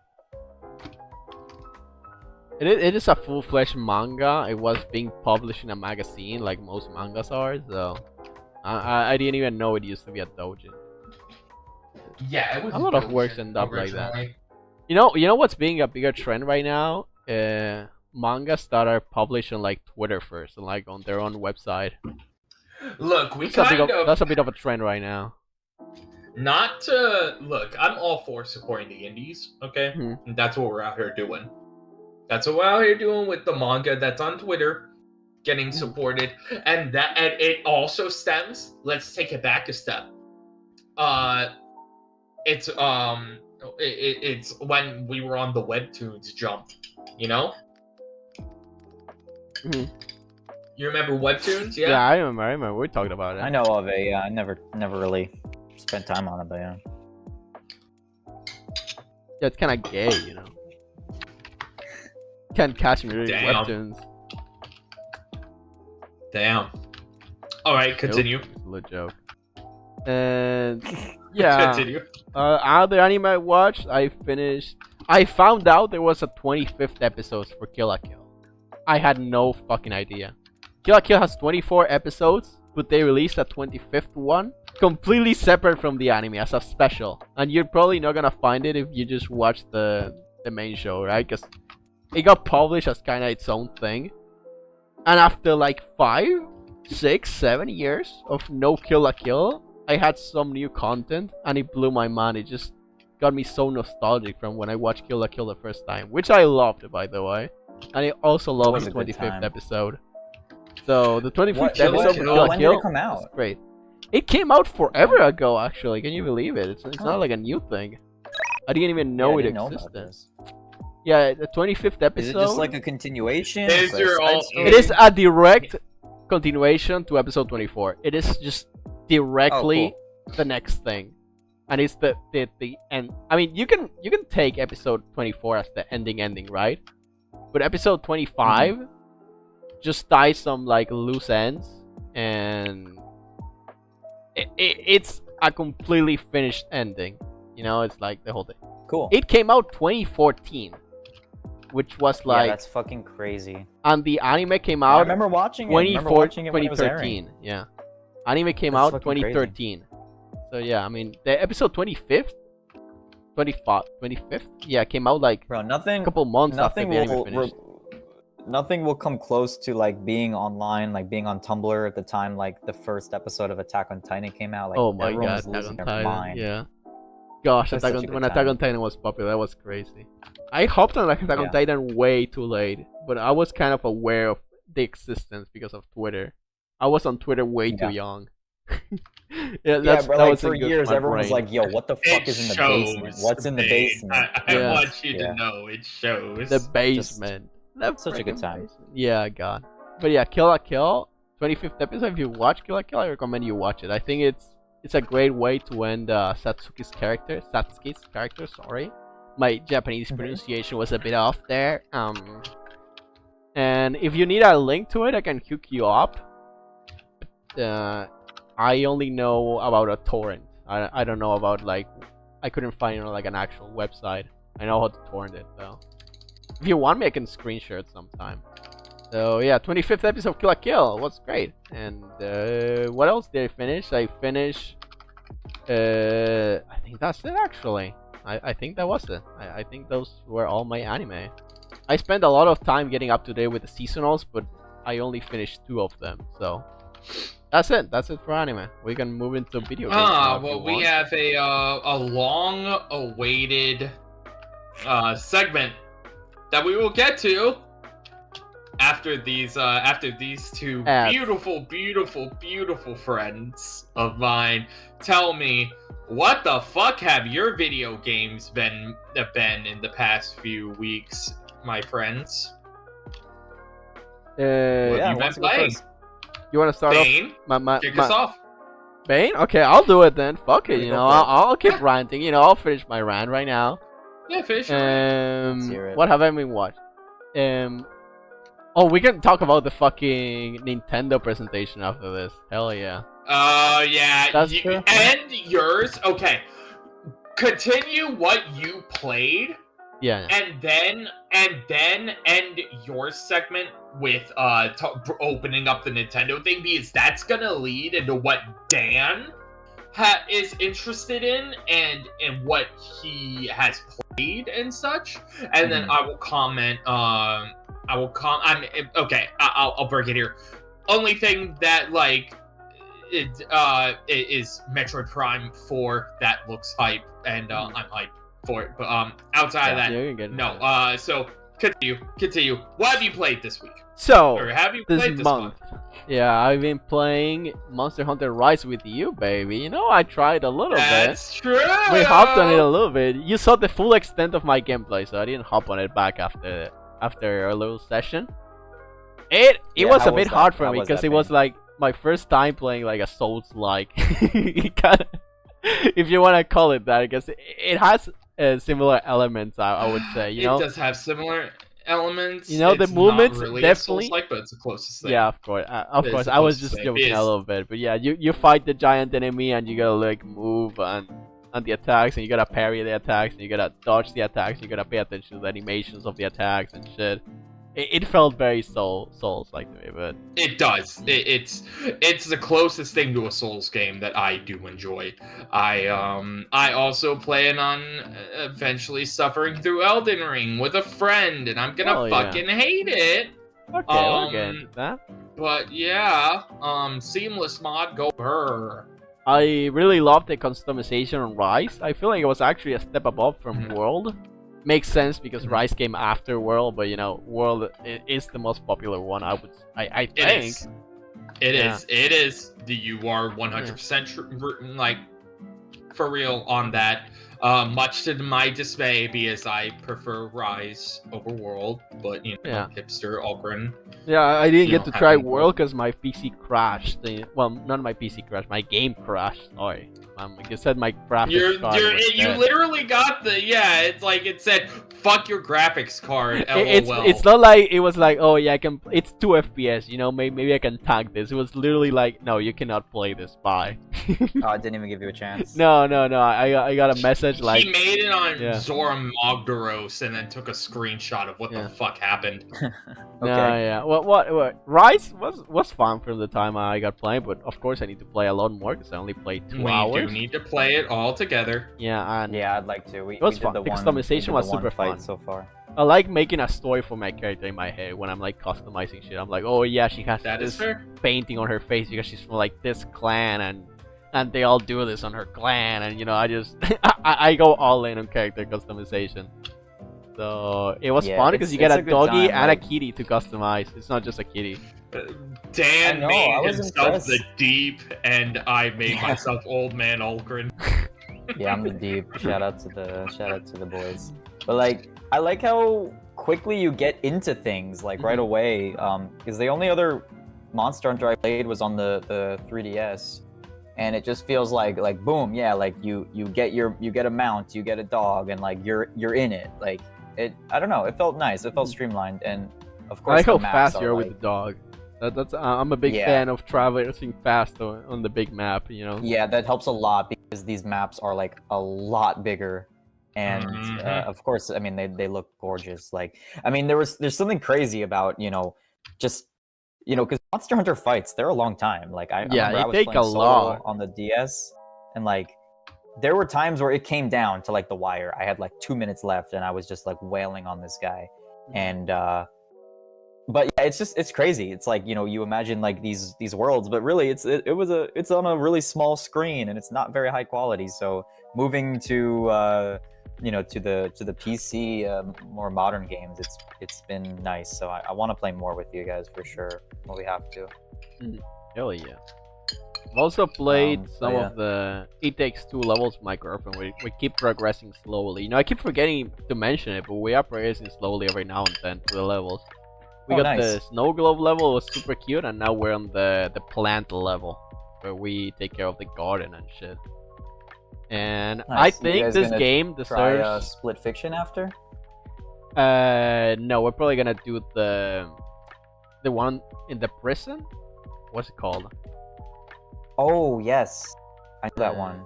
Cave? I don't know what it's called. What the fuck is it called? I bought it, I can find it here eventually. Yeah. I know it's here, I just... A Way Out. I'm pretty sure that's what it's called. A Way Out, right? Oh, okay, yeah. The Way Out. Yeah, that's a cool one. I mean, I haven't played it, but... Yeah, that's the one we're gonna play. A Way Out. Get it bought, So, I'm excited to try that one next, but I think it's probably underestimated, I would say. I don't know how much praise It Takes Two gets, but it's so creative. You're like, oh, we're like probably finishing the game already, no? And then the guy's like, oh yeah, you just got the first part of your mini-map. You get 3 more still, and you play through like 5 levels, which each with like unique gameplay and mechanics, and you're like, holy fuck, there's so much content here.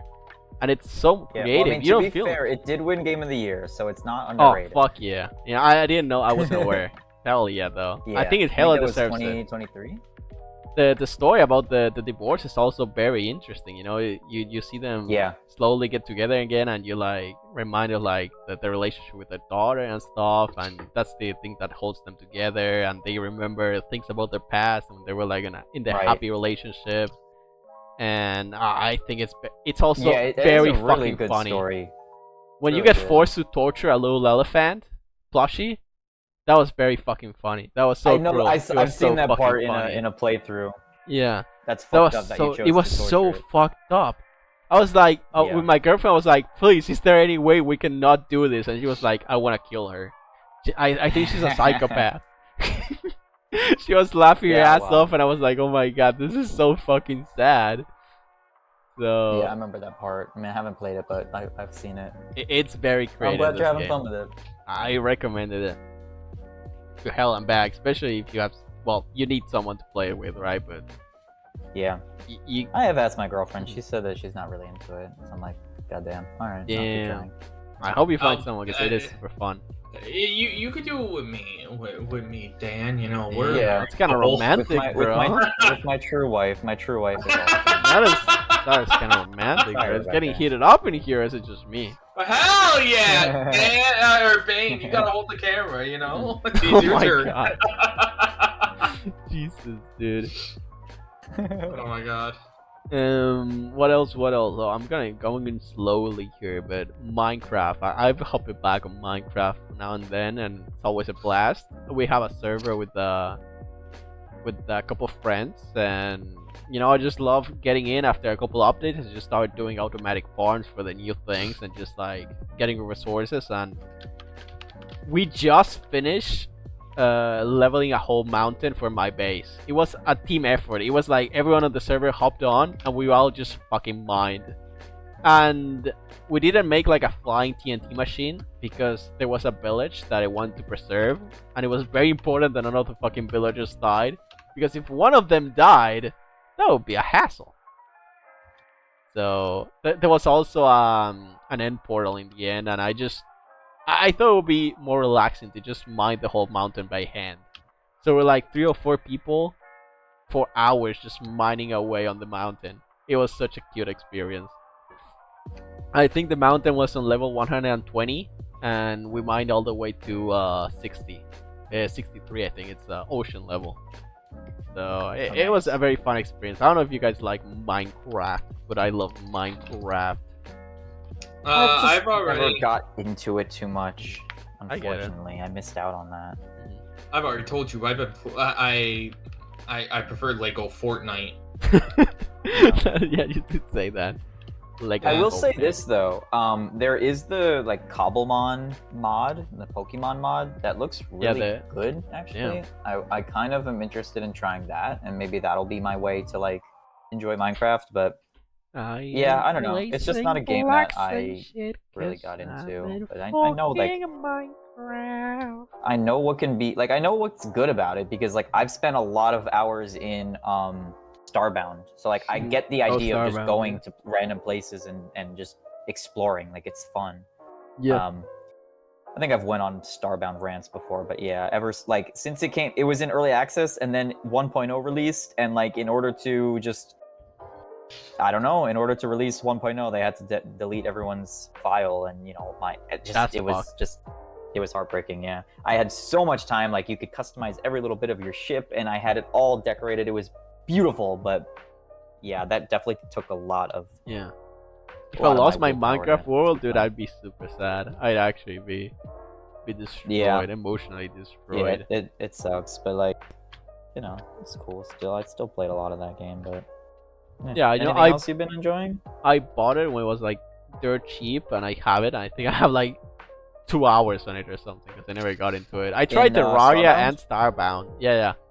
It just feel like they're not for me, you know. Like Minecraft, I don't need to open up a wiki because I grew with Minecraft since I have like fucking 5 years old or something. You know, I know exactly everything I need to do, and you know, sometimes I open a guide to know how to build an automatic farm or something. But besides that, like, I'm not confused. I know exactly where to get the stuff. I know how the mechanics work. I know how to travel. I know all that shit. When I open Terraria and I'm like, what the fuck am I supposed to do now? And I don't know even where to start, where to look at the wiki. I don't feel like opening up a YouTube video just to learn, and happens to my friends as well, and that's why we never got into Terraria or Starbound. You know, it's the kind of game where like, yeah, you know, I don't feel like it. No, I get it. I know that like particularly like the beginning of Starbound is a little slow and like it's not very intuitive. There's a lot of shit. I remember I kept dying to like aliens. I think like plant aliens. Could it be something like that? I think it was like plant aliens. So you know, I kept dying to them. I had no idea what was I supposed to do to not die to them, or where was I supposed to do or go. So I gave up. Oh well. Yeah, if you ever want to try it again, maybe we could try it together. I haven't played it. No, it's definitely the kind of game that if you have someone who actually knows what the fuck's going on, it's a lot more fun. Same with Don't Starve Together. I also happened to me. I don't know what the fuck to do on Don't Starve Together. I've tried playing it with Rosa. I've tried doing it with Rosa and the Vitoras. We can never get too far and Don't Starve Together. It's so hard too. Like you die all the fucking time, and when you die, it's so unforgiving because you need to get resurrected or some shit. It's not like Minecraft where you fucking fall off a cliff, you place respawn, and you're like, back, I lost some of my items. But at least you can keep playing. If you turn into a ghost, all you can do is just walk around. And then your teammates die, and then everything's just done. Yeah, I get the idea. It's like, it's supposed to be hard and shit, but it's very unforgiving if you're a new player, right? Which is, you know, I'm sure it's intended, but it sucks when you're the new player. So, yeah, I have slacked off in fighting games this month, but I'm still playing Balatro, and I started something that I was very interested in doing for a while now, which is hopping on like the first entry of a long franchise and just start going up from there. So, I've been playing the first Final Fantasy. I'm very close to finishing it. It's alright. You know, you can tell it's the first one, it's rough around the edges, but you gotta respect it for being the first one, for innovating, and the fantastic OST it has. Yes, an amazing OST. Garland is probably my favorite antagonist in the entire franchise because he's so simple. Yeah, I mean, he's so simple, and okay, and I'm a sucker for his kind of character. I have no idea how kids used to play things like Final Fantasy and the old Megami Tensei, where you get a fucking monster spawning on your face every 5 steps, and then you lose all your health. I was like, what the fuck? Thank God there's a toggle nowadays, because you're like, Jesus Christ. I'm fighting one every 5 seconds, please, God. The reason why is because you're never supposed to really stray far from the from your your healing point or whatever, and then what you do is you just spend like 2 hours to explore. No, you're supposed to. No, because you explore after you spend 2 to 3 hours. I'm sorry, that's generous. 2 to 8 hours. That's a wide margin. Your levels for like 10 to 15 levels over, so then you don't just run out of health before you get to the major story part. Like, that's why Pokemon is so easy, is because Pokemon's like easy. You just over level the fuck out of your Pokemon, and you ruin any challenge that you could ever have. Yeah, but you're not supposed to do that because you're the one who controls your button, so you're not supposed to do that. That's true. I feel like games are supposed to be balanced around that kind of thing. I don't know, like they aren't. It should be. It should be very hard to just stay in one place and over level. Like you should start getting progressively less XP when you start like. Yeah. I mean, you do get that, but it's not enough. Do. You do, but it's definitely not enough. Yeah, because what happens is you get so high that the levels that you're getting, like the XP you're getting, doesn't like equate to the amount you need. Yeah. No, I mean, I'm definitely not the type to just stay in one place and grind in RPGs because it's fucking boring. But it's one. It is. It's one of the things you live with it. You know, it's like JRPGs are probably my favorite genre of video game, like turn-based RPGs. Probably I fuck with those the hardest out of any fucking type of game. But it comes with that part, you know. You gotta get stuck in a level. Also, random encounters probably the worst thing after I don't know, something very bad. I hate random encounters. I love Pokemon because you kind of have like you have the decision, you know. Do you walk into the grass or not? Sometimes you're forced to, but it's not often that you gotta like do that. And you can dodge the trainers as well.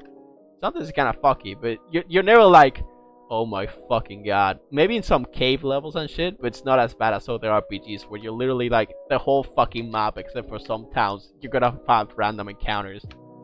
I like Pokemon for that. You know, I respect the fuck out of Pokemon for deciding when to fight or not. Plus, you have the fucking repellent. Oh my god, thank god. The repellent. We can talk about Pokemon for hours, but I haven't played any Pokemon recently. You know, I want to try Pikachu and Eevee, or Eevee, I mean, because I never played Pokemon. The other thing you need to that's a good one try is something that made you go nuts just the other day. Do you remember what you were saying that you were gonna try? That you went nuts for? The Monster Rider stories. Oh, Monster Hunter stories. Yeah, they told me. I gotta hop on that. I want to hop on like the first Monster Hunter. Because it's an RPG that's on my plan. Yeah. Instead of a, Yeah, I want to hop on stories eventually, but like I'm gonna say, I'm playing too many games right now, and I want to finish at least one franchise before I hop on another one. So the other game I've been playing, talking about Souls, like I've been playing Dark Souls, the first one. The remake, Dark Souls Remastered. Oh, I am so sorry. It is very frustrating, and I am not built for the kind of games where you're supposed to die all the time and learn. I get frustrated too easily. I admit it, you know, I'm a scrub. I do get better eventually. I do get good, but I just get too frustrated. You know, I just feel like, oh my god, I hate this. I hate this. But I get the appeal because when you beat that fucking boss, you're like, oh my fucking god, that is nice. If I have one complaint about Dark Souls, that it fucks with you too much. Like, intentionally, it puts enemy in zones where they're gonna jump on you and fucking kill you immediately. It puts enemies in parts where you're like, oh shit, guess I'm dead. It puts the bonfires way too far away as well. So it's like, getting from point A to point B is so fucking annoying. Because you gotta fight the same two guys to get to the next zone. And you're like, please have a bonfire here. Please have a bonfire here. Like, dying in boss fights doesn't even feel as bad. What feels bad is just having to walk all the way back to the boss fight again. Every single time you die. And I'm not a fan of that, but... You know, Dark Souls, I got used... Now I'm fucking paranoid as fuck. I use my camera to check behind every corner. I retrace my steps all the time, you know, I'm careful as shit. I save my S2s. And it's... The more I play it, the more it's starting to get fan, actually. I'm starting to get the appeal of it, but it's still a frustrating as fuck game. I don't know if any of you guys played any Dark Souls or Elden Ring or whatever. No, I've never got into it. Oh, fuck that series, and yet I'm gonna have to play it. Why? Because he said he was gonna play Elden Ring, he was gonna force himself. Yeah, with the buddy. Oh. There you go, just force yourself, yeah. See how it goes. I think we'll unlock a new side of Alkren Rage that even fucking PNZ hasn't unlocked. PNC, oh my god, we're talking about Legends of Frontier now? PNC Jesus Christ, we're going back to the old days with this one. Yeah. Yeah, Dark Souls probably can bring a new side of you. My Dark God. Souls might be able to do it. Yeah, so yeah. I'm actually, as soon as we end this call, I'm gonna go play Dark Souls. That's how much I feel like playing right now. Maybe I'm gonna become a masochist. Maybe that's what's going on right now. You already are a masochist, Bane. Don't kid That is yourself. true. Okay, so continuing on this trend that I've been hopping on, because I think it's very fun to just start seeing how the game changes over time, right? I experienced this with the Mega 10. I was like, I love this. I want to get more into this. I want to experience this again. So, a game you're familiar with, Alcrin, or a franchise, I should say, it's Fallout. I've been playing the first Fallout. We're playing Fallout. I think out of all the games I've been playing so far, I think Fallout's my favorite. The first Fallout. Have you played it?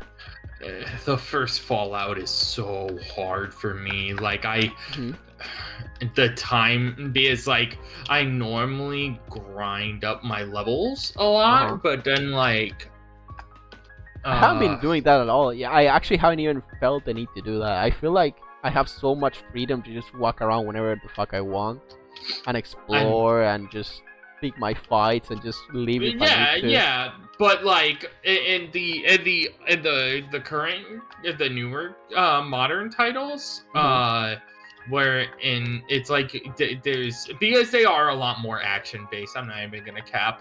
Yeah, this one's a turn-based, and it's just Yeah. I know it changes to a first-person shooter. I don't know how much I'm gonna like that. But not really first-person shooter, like, because you can also turn into third-person and such. Oh, really? I didn't know that. Yeah, you can turn into third-person. Like New Vegas and 3 are both you can, along with 4, like you can zoom out. You can play it in third person if you desire. A lot of people prefer it that way. Not me. I prefer the first person. But yeah. Yeah. I'll see how it feels, because it feels very original. It's like playing a tabletop game, but in a video game form. And I'm probably gonna miss it once it does the transition to FPS. I think it happens on Fallout 3, right? Yes, because Fallout and Fallout 2 were made by Obsidian Entertainment.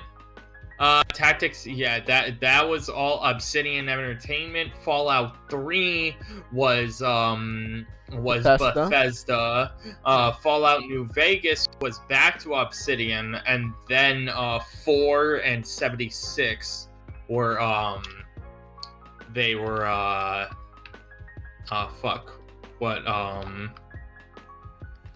they were Bethesda.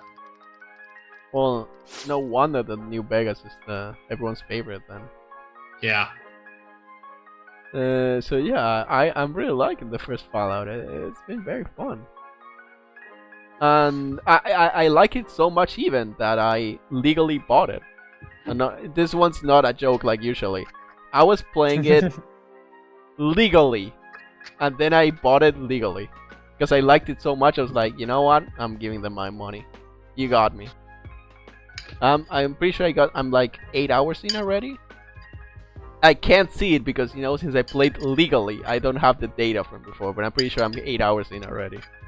I was able to transfer my save file from the legal to from the not so legal to the legal game very easily, so that was very appreciated. I was just moving a folder and that was it. So yeah, Fallout. And then I downloaded Far Cry 1 and Resident Evil 1. We'll see about that later.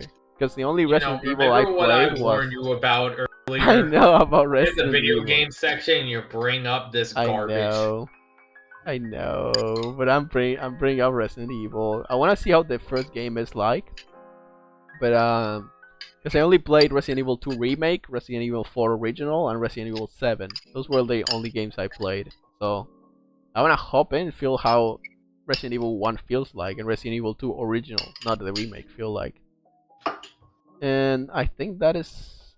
Oh, I also want to get into... I don't know if any of you know Atelier Risa. Are you familiar with that? I don't. No. Okay. I'm going to send the... Maybe you guys are going to recognize the character. But, this girl... Not really. apparently... Like a VTuber. Looks like a VTuber, but it's not. apparently Atelier is a whole franchise that goes back to '97, and I had no idea. I thought Atelier Risa was the only one. So I was like, okay, time to hop back into that since I'm doing this shit. So I'm gonna play Atelier Marie, and we're gonna see next podcast how I like it, because I haven't played it yet.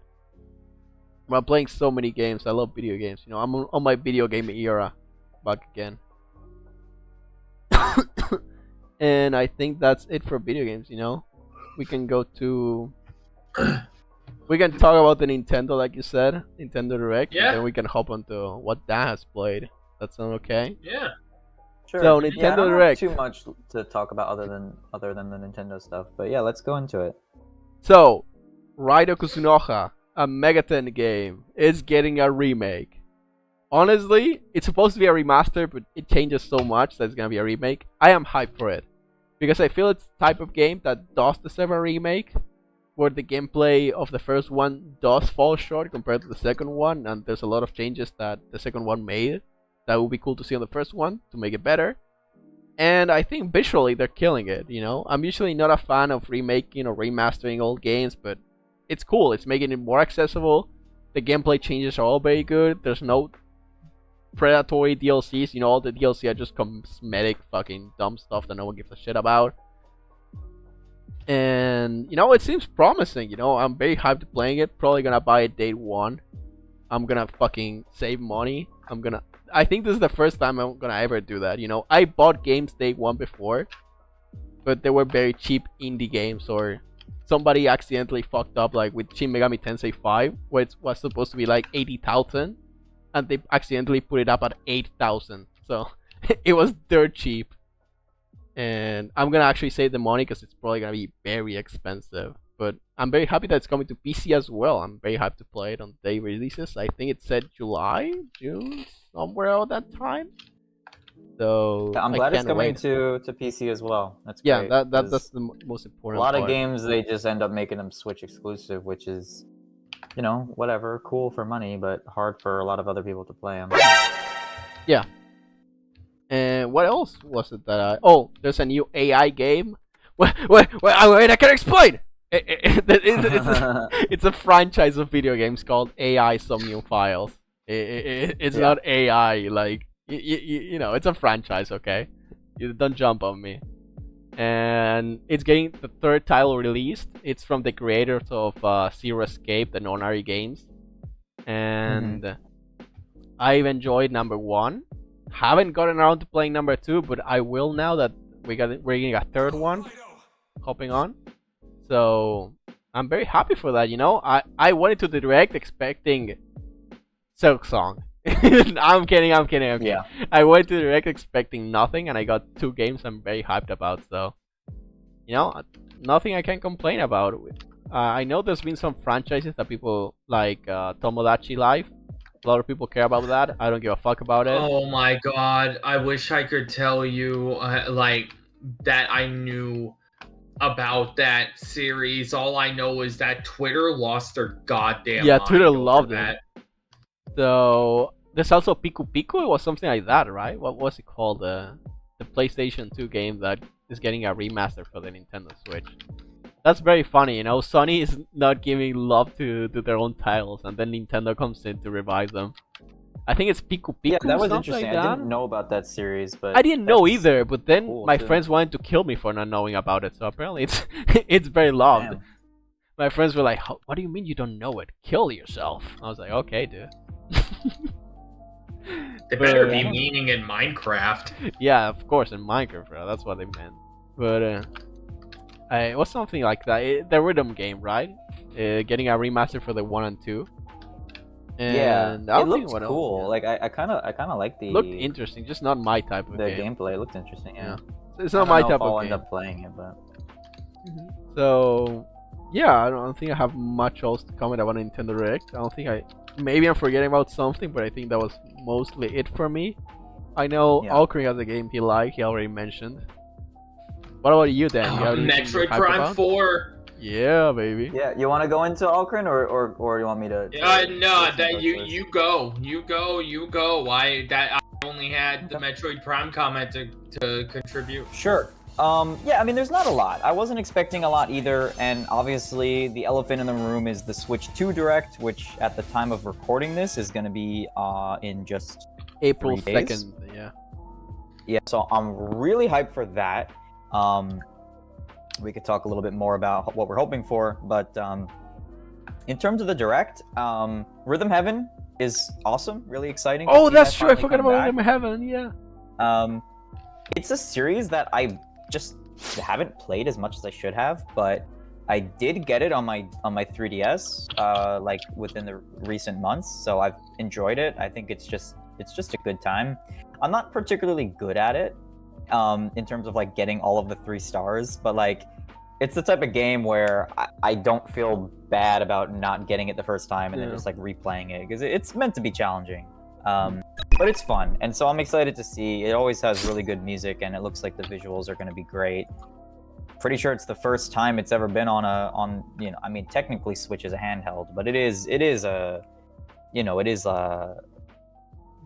what's the opposite of handheld? Like home console? I don't know what it's called. I don't know what you would call it. Yeah, what's it called? But actually, I don't know.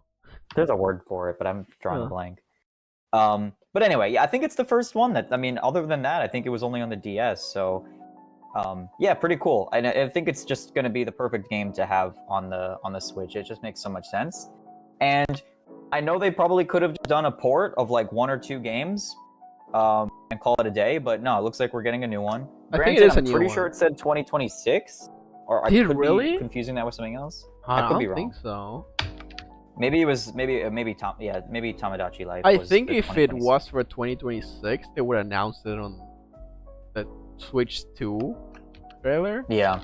That's what I would think, but yeah. So maybe it's this year, but I'm looking forward to that. I think I'll probably pick it up because I do like Rhythm Heaven, and it's a fun time. And at this point now, like, I pretty much have like all of the series that I really enjoy on the Switch.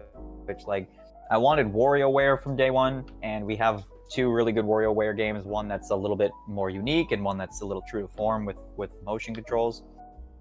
We got Pokemon Snap, which was a game I just did not expect to get at all. But no one saw that coming. Yeah, I mean, that was just such a good time. I really love that game. And yeah, now Rhythm Heaven. I mean, it just makes a lot of sense, and I'm excited for it. And then lastly, I mean, I'm not a huge Metroid fan. I think the game looks cool. I mean, I don't know. I would need to see more gameplay. But it's definitely something that is like a long time coming. So I'm excited that we're at the point, and I said this in the chat, but like, I'm excited that we're at the point where it could just be like in the middle of a direct. It doesn't need to be some sort of cryptic teaser at the end. Like, it does feel like after all of these years, like we really have made, I say we, but we didn't do shit. But the developers made a lot of great progress. Like, it really looks like it's coming along, and so I'm excited. It's been so many years since it was first teased and announced, so that is definitely exciting as a Nintendo fan. I gotta be excited for that, even if it's not. Maybe it's not a game I'll play, but who knows? And then the banger at the end, the Tomodachi Life 2. I forget what it's called, Dream something or other. I forget, but yeah, that's gonna be awesome. I'm really excited for that. I think it's just a perfect use of the Miis. I know that they did a sequel, or I guess it was a port of Miitopia, and I'm sure you guys have seen, like, they have an incredibly robust like Mii maker. Like, you can make crazy shit. So I'm really hoping that they keep that same Mii maker in the Tomodachi sequel, because it's just going to be endless amount of memes and content, like the main, which is like, can't wait to get turned into a Mii. Yeah, it's just going to be good. It's going to be a good time. I think it's going to be a really fun time to be on the internet, which is like maybe kind of like a sad thing to say, but it feels like, I think it's cool. It just feels like something the world needs. Like, it's just gonna be like, there's gonna be like fucking memes of, whatever, Shrek and whoever, like, dating or something. It's just gonna be fun. So I'm looking forward to that. It's like the good old days, that's what we used to get 10 years ago. Exactly. And I'm excited for that. I'm excited. A lot of people are very creative and talented with their Miis, and as far as I can tell, like at least with the other game, is like you could actually just like share them, and you don't have to like make them all yourself. So that'll be cool. Yeah. I'm curious to see what else they're adding to it. It looks like you're on this some sort of like you're still on an island, but it looks maybe like more of an advanced city. So yeah, I'm excited to see about that. There's really not much to say about it. It's just kind of like a wacky game where you're not really doing a lot, but there's just like, you know, there's just little things going on, like a life sim. Yeah. And so that's exciting. And then yeah, I'll let Alkrin speak a little bit more about the Switch Direct or the Metroid specifically, and then maybe we could share some hopes for the Switch 2 Direct, and then Silk Song, yeah, that's fine for sure. That's pretty much it for me for the Direct. There is actually wait, there is one other game that I was playing, and I do want to shout it out. I mentioned it to you guys. Blood Typers. Yeah, Blood Typer. I knew that one came out, and it just was recommended to me on Steam. I didn't hear anything about it. And yeah, I got to recommend it too. It's really cool. It's a typing game, but it's also a survival like zombie game a la like Resident Evil, which I know is funny. That's come up quite a little bit in this podcast. Yeah, I never talked about Resident Evil all of a sudden. Dude, we're manifesting a new Resident Evil game. It's coming up. Yeah, yeah. But yeah, it's so cool and it's so unique. Like every bit of the gameplay is controlled with your keyboard. You don't use your mouse at all. You're typing to move. You're typing to shoot, you're typing to eat the food, to heal, and it's essentially just like a procedurally generated game where there's different stages. You have to collect 5 tapes, kind of like, you know, Slender Man or whatever. Yeah. Collect my 5 tapes. Exactly. So you got to get your tapes, and you got to run back to the safe room, and then you can run and get to the exit. I've played through 2 of the 5 levels so far. I know the team is pretty active. They're working on more. It's still in early access, but the game has been a lot of fun. I love typing games. I find them to be just kind of relaxing.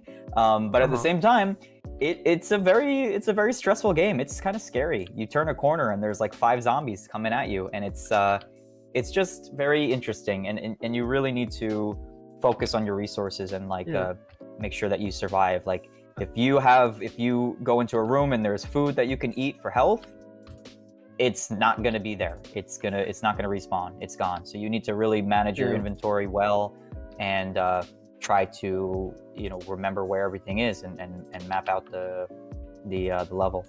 And yeah, it's been really fun. And I've even like joined like just random Twitch streams of like, you know, people that are playing it for the first time, and I've found that to be just fun to enjoy and watch their experience. So yeah, I've been enjoying that. That's probably like my favorite game that I've played recently, and I haven't had a chance to talk about it on the pod yet, but yeah, it's just cool. I love typing games, and it's fun as hell. You play Repo?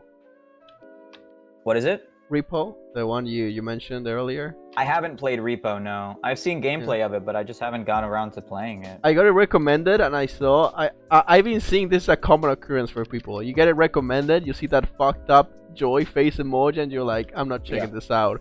And then people talk about it and talk about how fun it is, and I'm like, yeah, I just don't feel like playing the game with the fucked up joy emoji face in it. It's really, really weird that they don't show like anything at all, and like the you know, the title screen or whatever. Yeah. But once you look at the gameplay, you're like, oh, okay, it's like a Lethal Company type of game. It's a Lethal Company I really like the animation, like the characters are so goofy and silly. But we need to make up a name for that kind of genre, you know. Lethal Company like, kind of too long, you know. Somebody needs to come up with a game. It's just a party horror. Party horror? That's too boring. Yeah, we need a better one. Party horror. I've seen people recommend the name Friend Slop. You know, I'm fond of that name. That is cringe. I saw that. I've seen that discourse. Yeah, that's party horror. That's so funny. Stupid. It was so fucking funny. I'm pretty sure the original guy was just fucking around. I'm really fucking with that game. Other than that, I'm not really playing much. I've been playing some Fall Guys with my girlfriend. It's a fun game to just jump back in after some time. That's true. I think, unfortunately, that game fell off pretty hard since like Epic Games bought Mediatonic and fired a lot of the people that were working on the game. Now the game is, it feels a bit of a shell of what it used to be, but it's still easy to find games or not? Do you feel that people are bots? Yeah, the games are quick, but yeah, it's just different. It just doesn't feel the same. The rounds are shorter. There's less people. It doesn't feel chaotic. You're not running around with 100 people. Maybe you have like 30 people. It's just different. They wanted to make things faster, and I think that gets rid of a lot of the enjoyment. I think it was very fun. They just run around with 100 people there. I mean, that's what made it so exciting. Yeah. But and they're all bloody typers. They made it like shorter games so that you could play more, but I don't necessarily agree with that. That philosophy. But yeah, that's mostly it for me. And we could talk more about the Nintendo Direct, but let's hear from Alcrin. Yeah.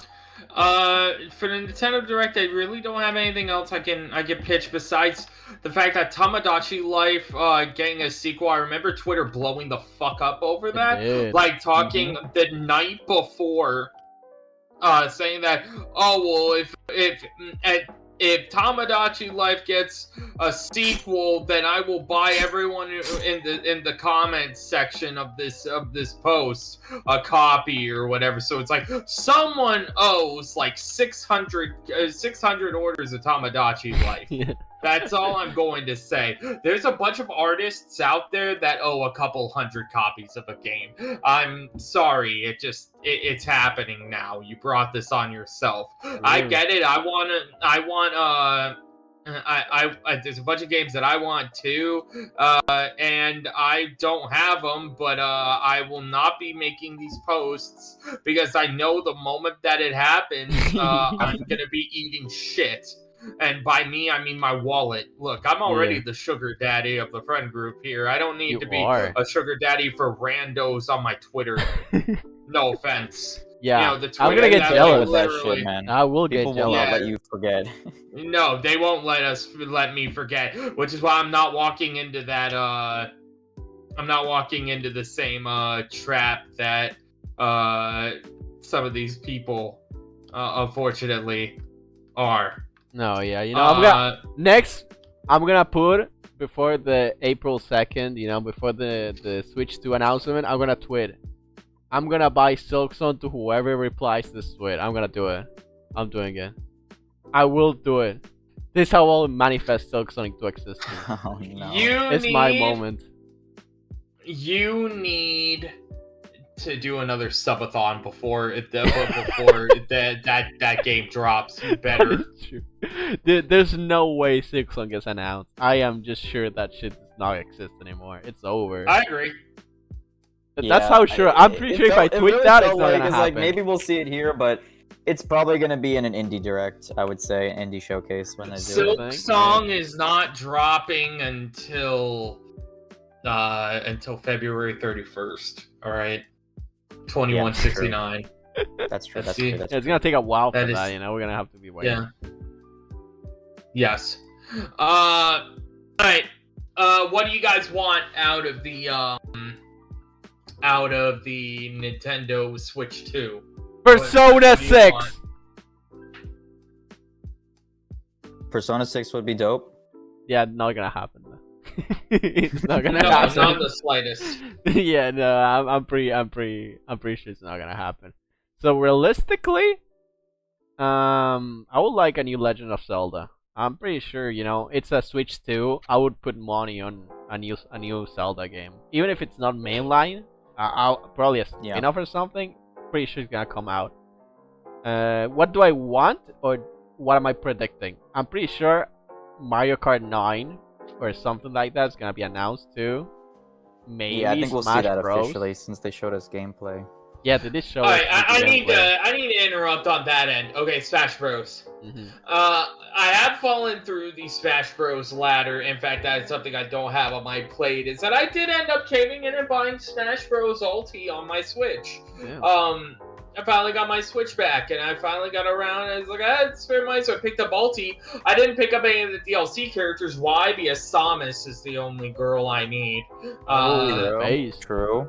For me, it's Bowser Jr. That's my guy. For me, it's Steve. Let me know if you ever want to play online. Oh yeah, we'll definitely square up, Dan. Don't worry, we're squaring up. But It's been years since I played, but I'm down. you'll probably beat my ass anyway. I'm not good at all. But that makes me question. All right, Ulti is supposed to be the ultimate Smash Bros. Experience. Bro, so they're gonna have Masahiro Sakurai working on that shit till he fucking dies. I'm sorry. It's the reality. That made me question. That made me question something, okay? Like, what would prevent them from just doing a Smash Ultimate Deluxe? Like they did for... Okay? I know that sounds silly, but yeah, with hear like me Pokken out. Tournament. Mario totally Kart, real. Mario Kart 8 also got the deluxe edition. Yeah, it released true. on the Wii U, and then it came out on the Switch. Now, if Ulti is supposed to be the ultimate experience, then what's preventing that?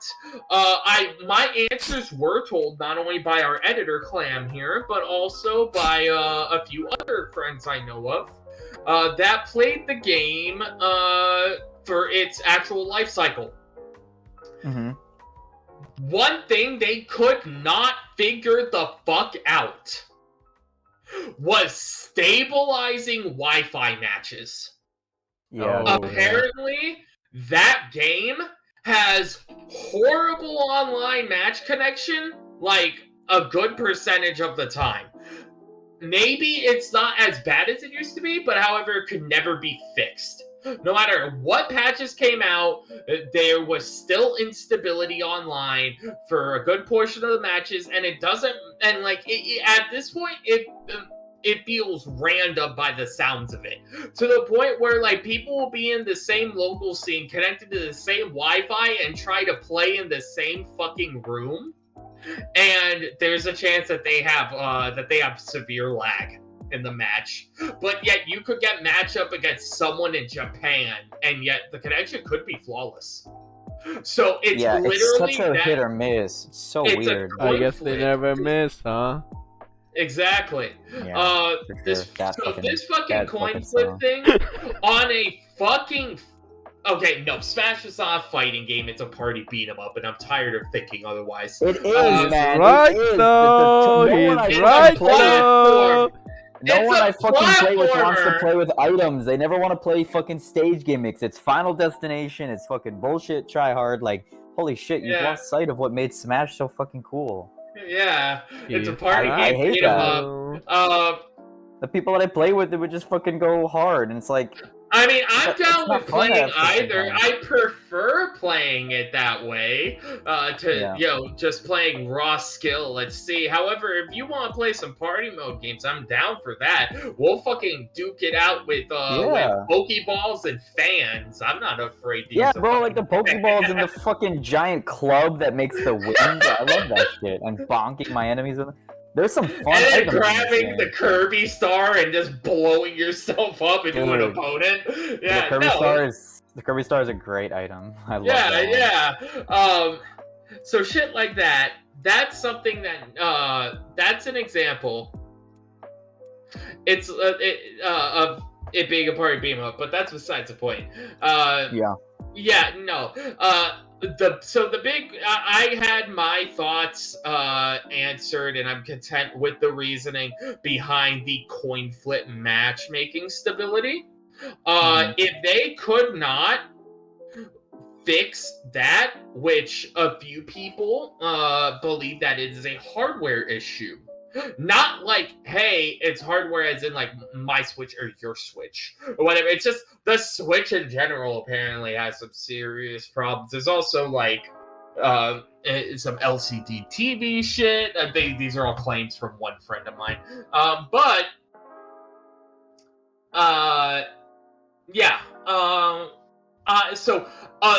Smash Ultimate Deluxe Edition, unless they gave it one final patch, which they said they're not doing, like the game, its life cycle is over.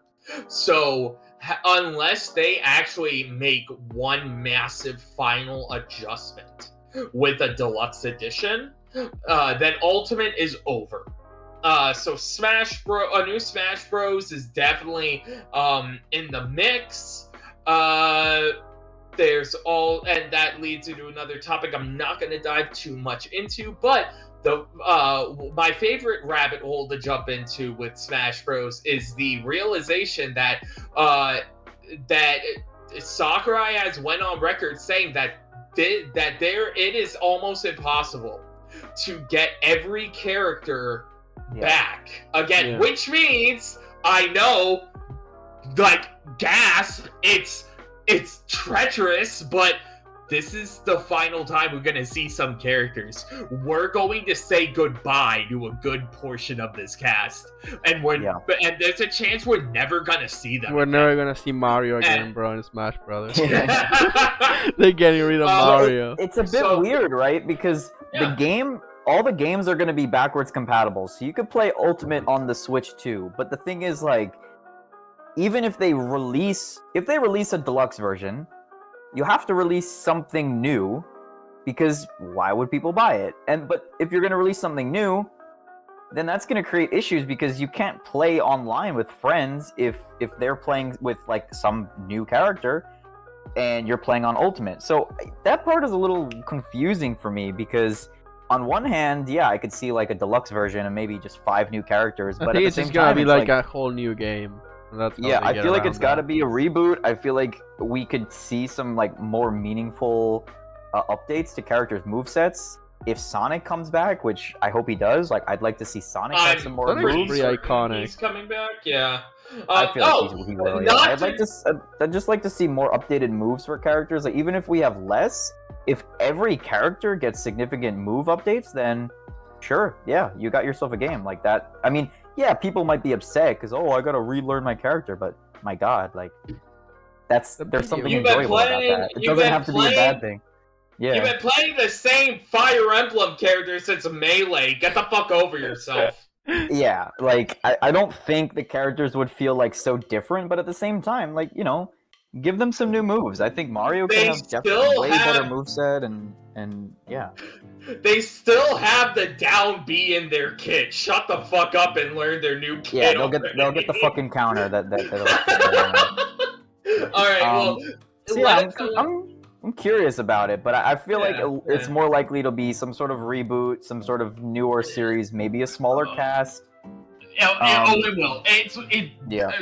There is no shot that a new Smash Bros drops with the same roster that Ulti has right now or had at launch. Yeah, there's because no way.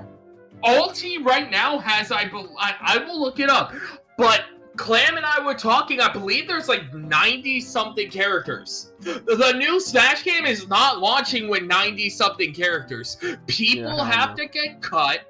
Yeah. Characters are getting cut, and even more characters are getting cut than people think, because they have to make room for newsflash, new characters. Right. So, like, there's more people leaving the game than people want to accept.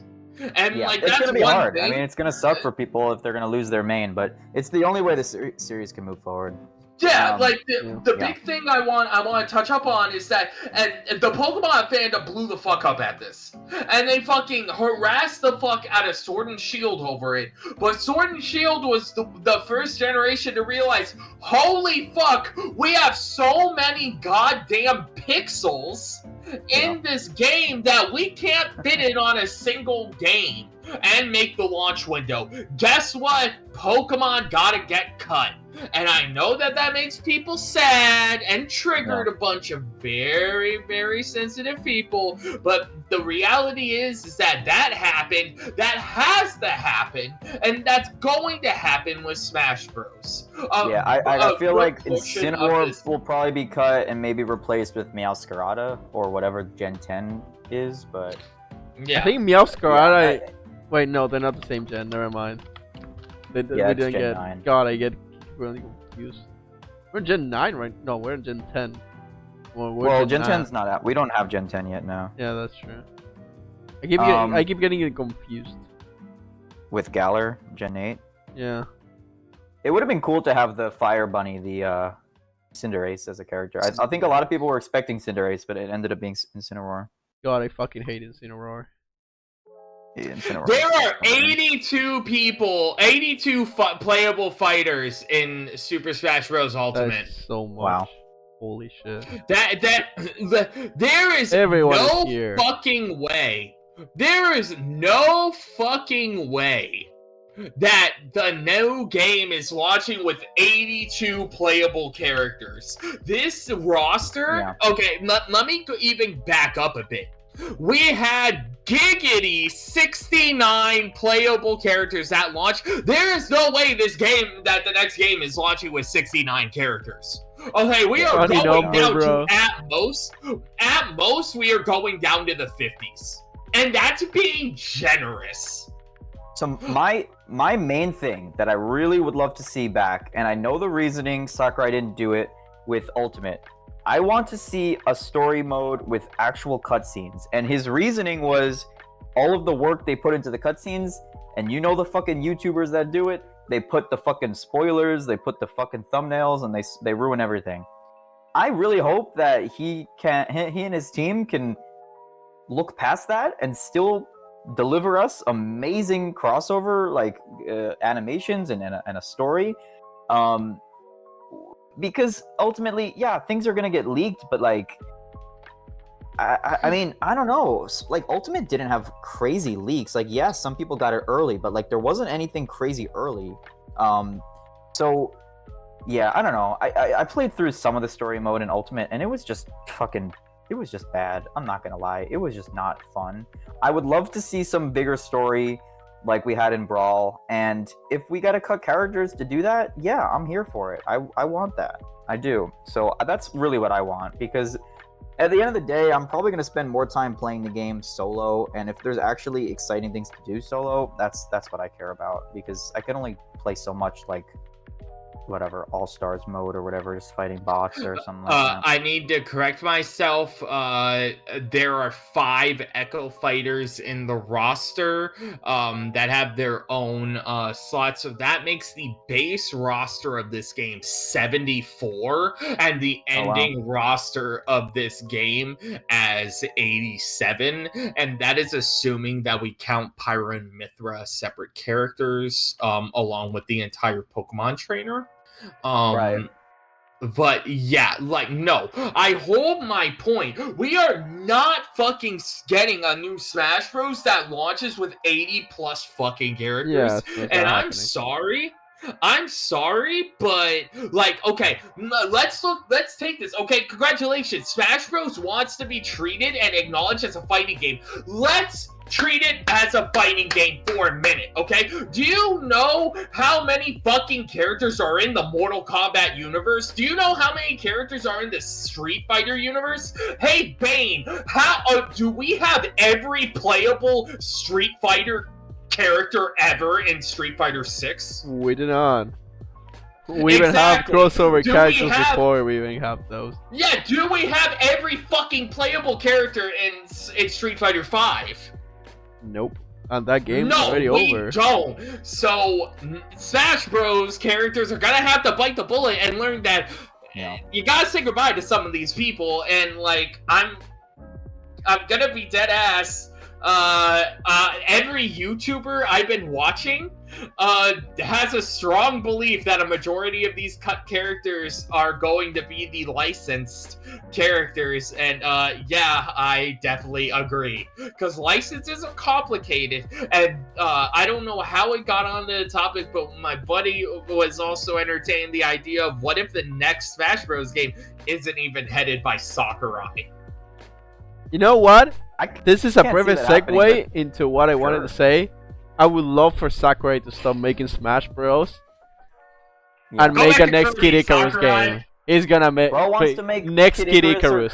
Please, Kid Icarus. Please let him make Kid Icarus. Please, I'm begging for Kid Icarus. He said he wasn't gonna make a Kid Icarus though. He did say he wasn't interested in making a Kid Icarus. Kid Icarus is over because we had Uprising and then it fell off the face of the earth. I mean, bro, we have like 3 Kid Icarus games. One from the fucking NES, the second one that's not even canon, and then the third one that's a masterpiece by fucking Sakurai. And the third Yeah, one I is would like love the to only see one that something like that represents on the the Switch, too. franchise, I'd say. You know what's another? You know what's another in quotes franchise or aspiring franchise we'll call it, and by aspiring I mean a single game from Nintendo that then decided to crash and burn? Which one? What's that? I'll give you a hint. It also had a character in Smash. Nintendo. Nintendo. It's Arms. Oh, Arms, bro. Yeah. Yeah, you guys remember Arms? I don't. Yeah, Arms That lasted when for like 5 seconds. Yeah, it lasted for like 2 months and then dropped off the face of the earth. Then they added Min Min to Smash, and then the sales kind of hiked up in for Arms, and then it dropped off the face of the earth. I think I buried by the rest of the year's roster. I will say, like, Arms is done. I played Arms with some friends, like in person. Like we played with the motion controls. Like it was kind of fun. Like I mean, I was like, you know, feeling a little sore, like getting a little sweaty by the end of it. Like it gets intense if you're playing with the motion controls. But it just didn't have a lasting power, unfortunately. Yeah, but, like it's still cool that they could still just like throw a random new IP out there. I mean, you can't always have a banger like Splatoon where it sticks around, but like I'm glad Arms existed. It's good to just try new things. You know, Masahiro Sakurai invent something new. I'd try that. Character designs in that game, like the clown girl, she's fucking cool. She's really cool. We all support clussy fuckers in here. Hell yeah, that's what I was thinking. I didn't want to say it though. Other than Mario Kart, which I think is definitely going to be shown because we already saw it briefly. I would love to see another Mario game. I know we had Mario Wonder, which was fantastic, but I want a 3D Mario game, whether it's Odyssey 2 or something else. I think it's time. It's been like, oh god, how many fucking years? It was like 7, 8 years since Mario Odyssey came out, which is just insane. And I love that game. So much fun. I really, really, really would love to see another one. It doesn't even have to be Odyssey 2. Make it something else. I don't care. Just give me a 3D Mario game. I really want it. I'm pretty sure, like, Switch 2, we gotta have a new Mario game. Like, it's, you know, it's the Nintendo and I think that mascot. it's probably gonna be a release title, because I can't see. Well, maybe Mario Kart will be the release title, but I can't see a Zelda being another release title for the Switch 2. It just feels too soon. But like, no doubt they're working on something. Did Breath of the Wild get DLC? It did, yeah. I have no idea. Did Tears of the Kingdom get DLC yet? I don't think so. How long has it? What I could definitely see. What I could definitely see then is that Tears of the Kingdom could get a deluxe edition that launches with an expansion, and then but at the same time, they could also release an expansion for it, so that everyone who has it on the Switch can buy. I think that seems possible. Yeah, I think that'd be cool. There's definitely more stuff that they could do with it, but the game is really fucking huge. I mean, not even like speaking like literally or factually, but like it's at least 3 times bigger because there's the underground and the sky, so that there is a lot more to do. Obviously there's a lot. There's more than that. You can't really. I don't play Zelda. It's too much, but holy fuck, that game is huge, and I respect it. Yeah, I think it's probably the closest I'll come to playing like a Souls-like game, even though it's not at all. But just like that's probably the closest I'd come to that. No, that's not true. I'm dragging you through Monster Hunter. That's more Souls-like. Oh yeah, that's true. That's closer to Souls-like. But yeah, I mean. Yeah, just like the combat in Tears of the Kingdom and Breath of the Wild too. I mean, it's just the combat is so fucking satisfying. You could do so much cool shit, and they have like all of the new powers they have are, really, really, really good in Tears of the Kingdom. So I'd be cool with that. I'd be cool with some DLC. We'll see what happens, but I'm very excited.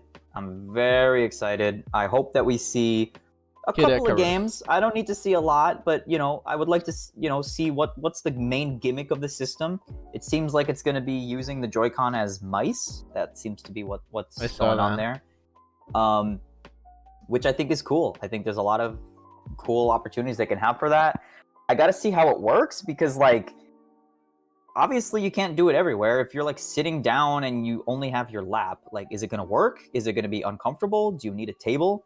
And if you have a table, like, do you need a mouse pad, or is like, can any surface work? Those are the kind of questions I have that I'm sure they're gonna answer. And other than that, just like very general Switch 2 things that I'd like to see. I mean, I just want to see a more robust like community hub, something like Miiverse. I want to be able to share shit with friends. I think that was like a really cool thing, and the Switch is definitely missing the social aspect that you had with like the 3DS, for instance. So I would love to see more things like that. Granted, like, you know, maybe the DS is smaller and people grab the DS in their pockets and, you know, it's easier for Street Pass, but like something like that for the Switch would just be awesome. Like, give people a reason to carry it around. Give them a reason to, you know, see someone at a cafe with a Switch and be like, hey, let's do something. Let me send you my thing and you could open something in a game. I don't know, something social. I think would be cool. Walk up to someone in a cafe and say, like, yo, let me show you my thing. Yeah, let me show you my fucking Switch. I'm fucking use my fucking mouse on your thigh. But yeah, I agree. You know, I feel like Nintendo's main thing was always the social aspect. You know, especially with like Pokemon and stuff, where you're supposed to trade with other people and actually just utilize the console. Never mind. Yeah, I'd like to see more of that. I'd like to see something like Street Pass, because that was just fantastic. Going to an anime convention or going to a concert and just like, you know, keeping track of all of the Miis you've encountered was just fun. Doing that with friends in high school, and yeah, it's just fun. So I'd like to see something like that. I don't know. I mean, I want another Animal Crossing too, but I don't know. I'm a little disappointed with how they handled the New Leaf or New Horizons, just because they just stopped it. They just stopped development and took a lot of the developers to work on Splatoon 3. So I'm a little bit bummed about that, but I kind of sucks. I don't know. But I heard good things about New Horizons when it released, right? It was a pretty good release. Yeah, I mean, it's great. The problem was, like, it didn't have everything that was in New Leaf on release, and then they started to release more things. But by the time it fully came out, like, of course there were new things in it, but it didn't even have all of the stuff the old game had, and there were a lot of there were just a lot of key things missing, like the fact that you couldn't play any like mini games or anything with your friends. Like, there was nothing to do with your friends. Like, yeah, you could come over and trade and buy items and fish, but there like wasn't any reason to do that. And I think that was like really what they missed out on. There was have you played New Leaf? Do you know about it? Or I've watched gameplay of it. I don't have like a Nintendo. Oh, you know, okay, yeah. Yeah, I mean, so like in New Leaf, there were these islands. You could go to someone's island, you could take a boat with Cap'n, and you could go to a tropical island, and there you could catch, you know, special seasonal stuff that you can only find in the summer. But hey, it's always summer here, and there's different items you could get, and there was just a lot of things to do together, and it felt like your time was meaningful. And now in New Horizons, it's just there wasn't any reason to play together. So I'd like to see that change. But yeah, I don't know. I'm not sure if we're actually ready for a new Animal Crossing. It might be down the line, but probably it's probably gonna happen. Okay, eventually. I gotta be wrapping up soon, so we can get our finishing thoughts on, because yeah, that's cool. Yeah. We're 3 hours in already. Yes. Yeah.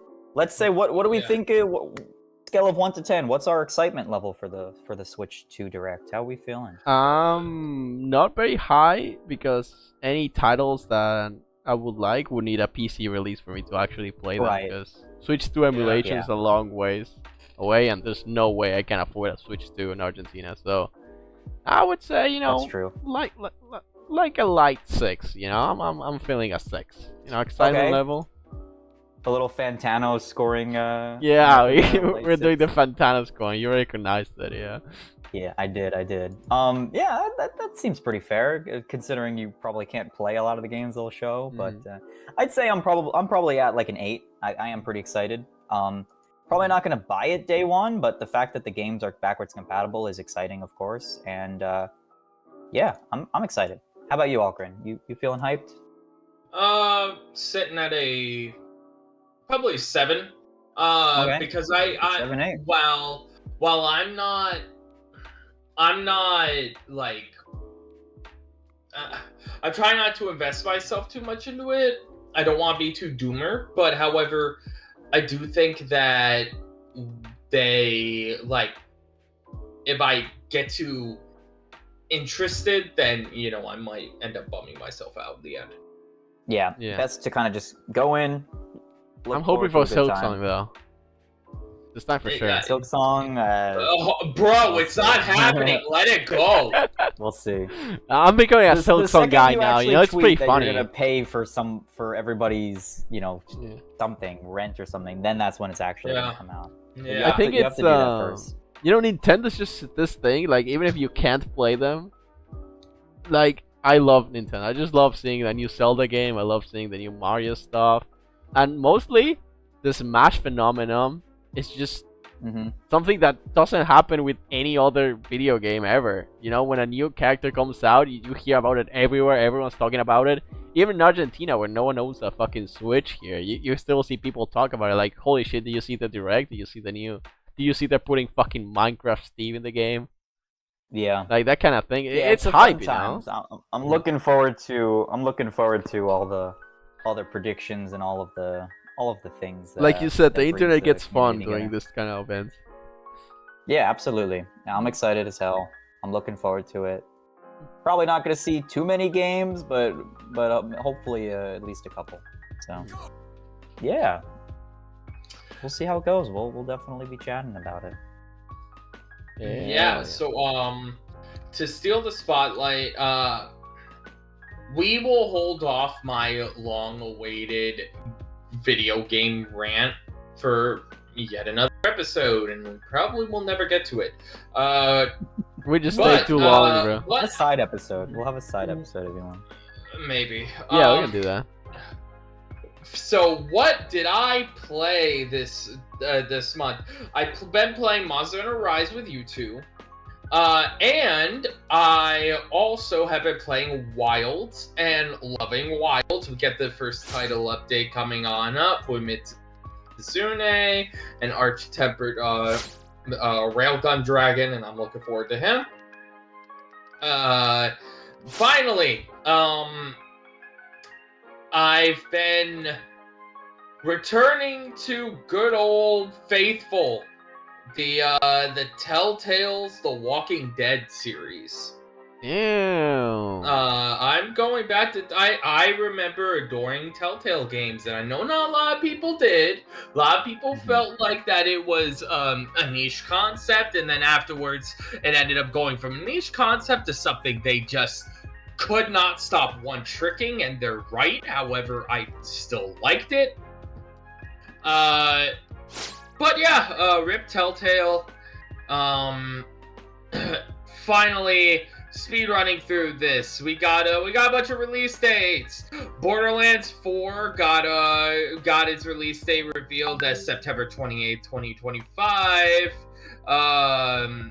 The new Dark Pictures anthology game, Directive 8020, got an October 2nd release date. And finally, we got one last story time to wrap everything up. So,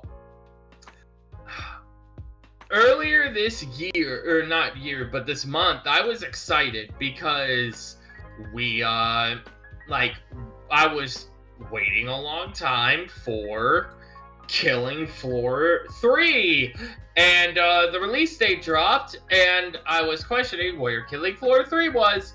I open up Twitter and I see the dev post that they posted at the beginning of the month that they decided to push Killing Floor 3 back due to all the community backlash. And yeah, that is definitely something not quite too happy about, but it is what it is. But yeah, it does not have a release date anymore. We don't they just said sometime this year. So we'll see what happens.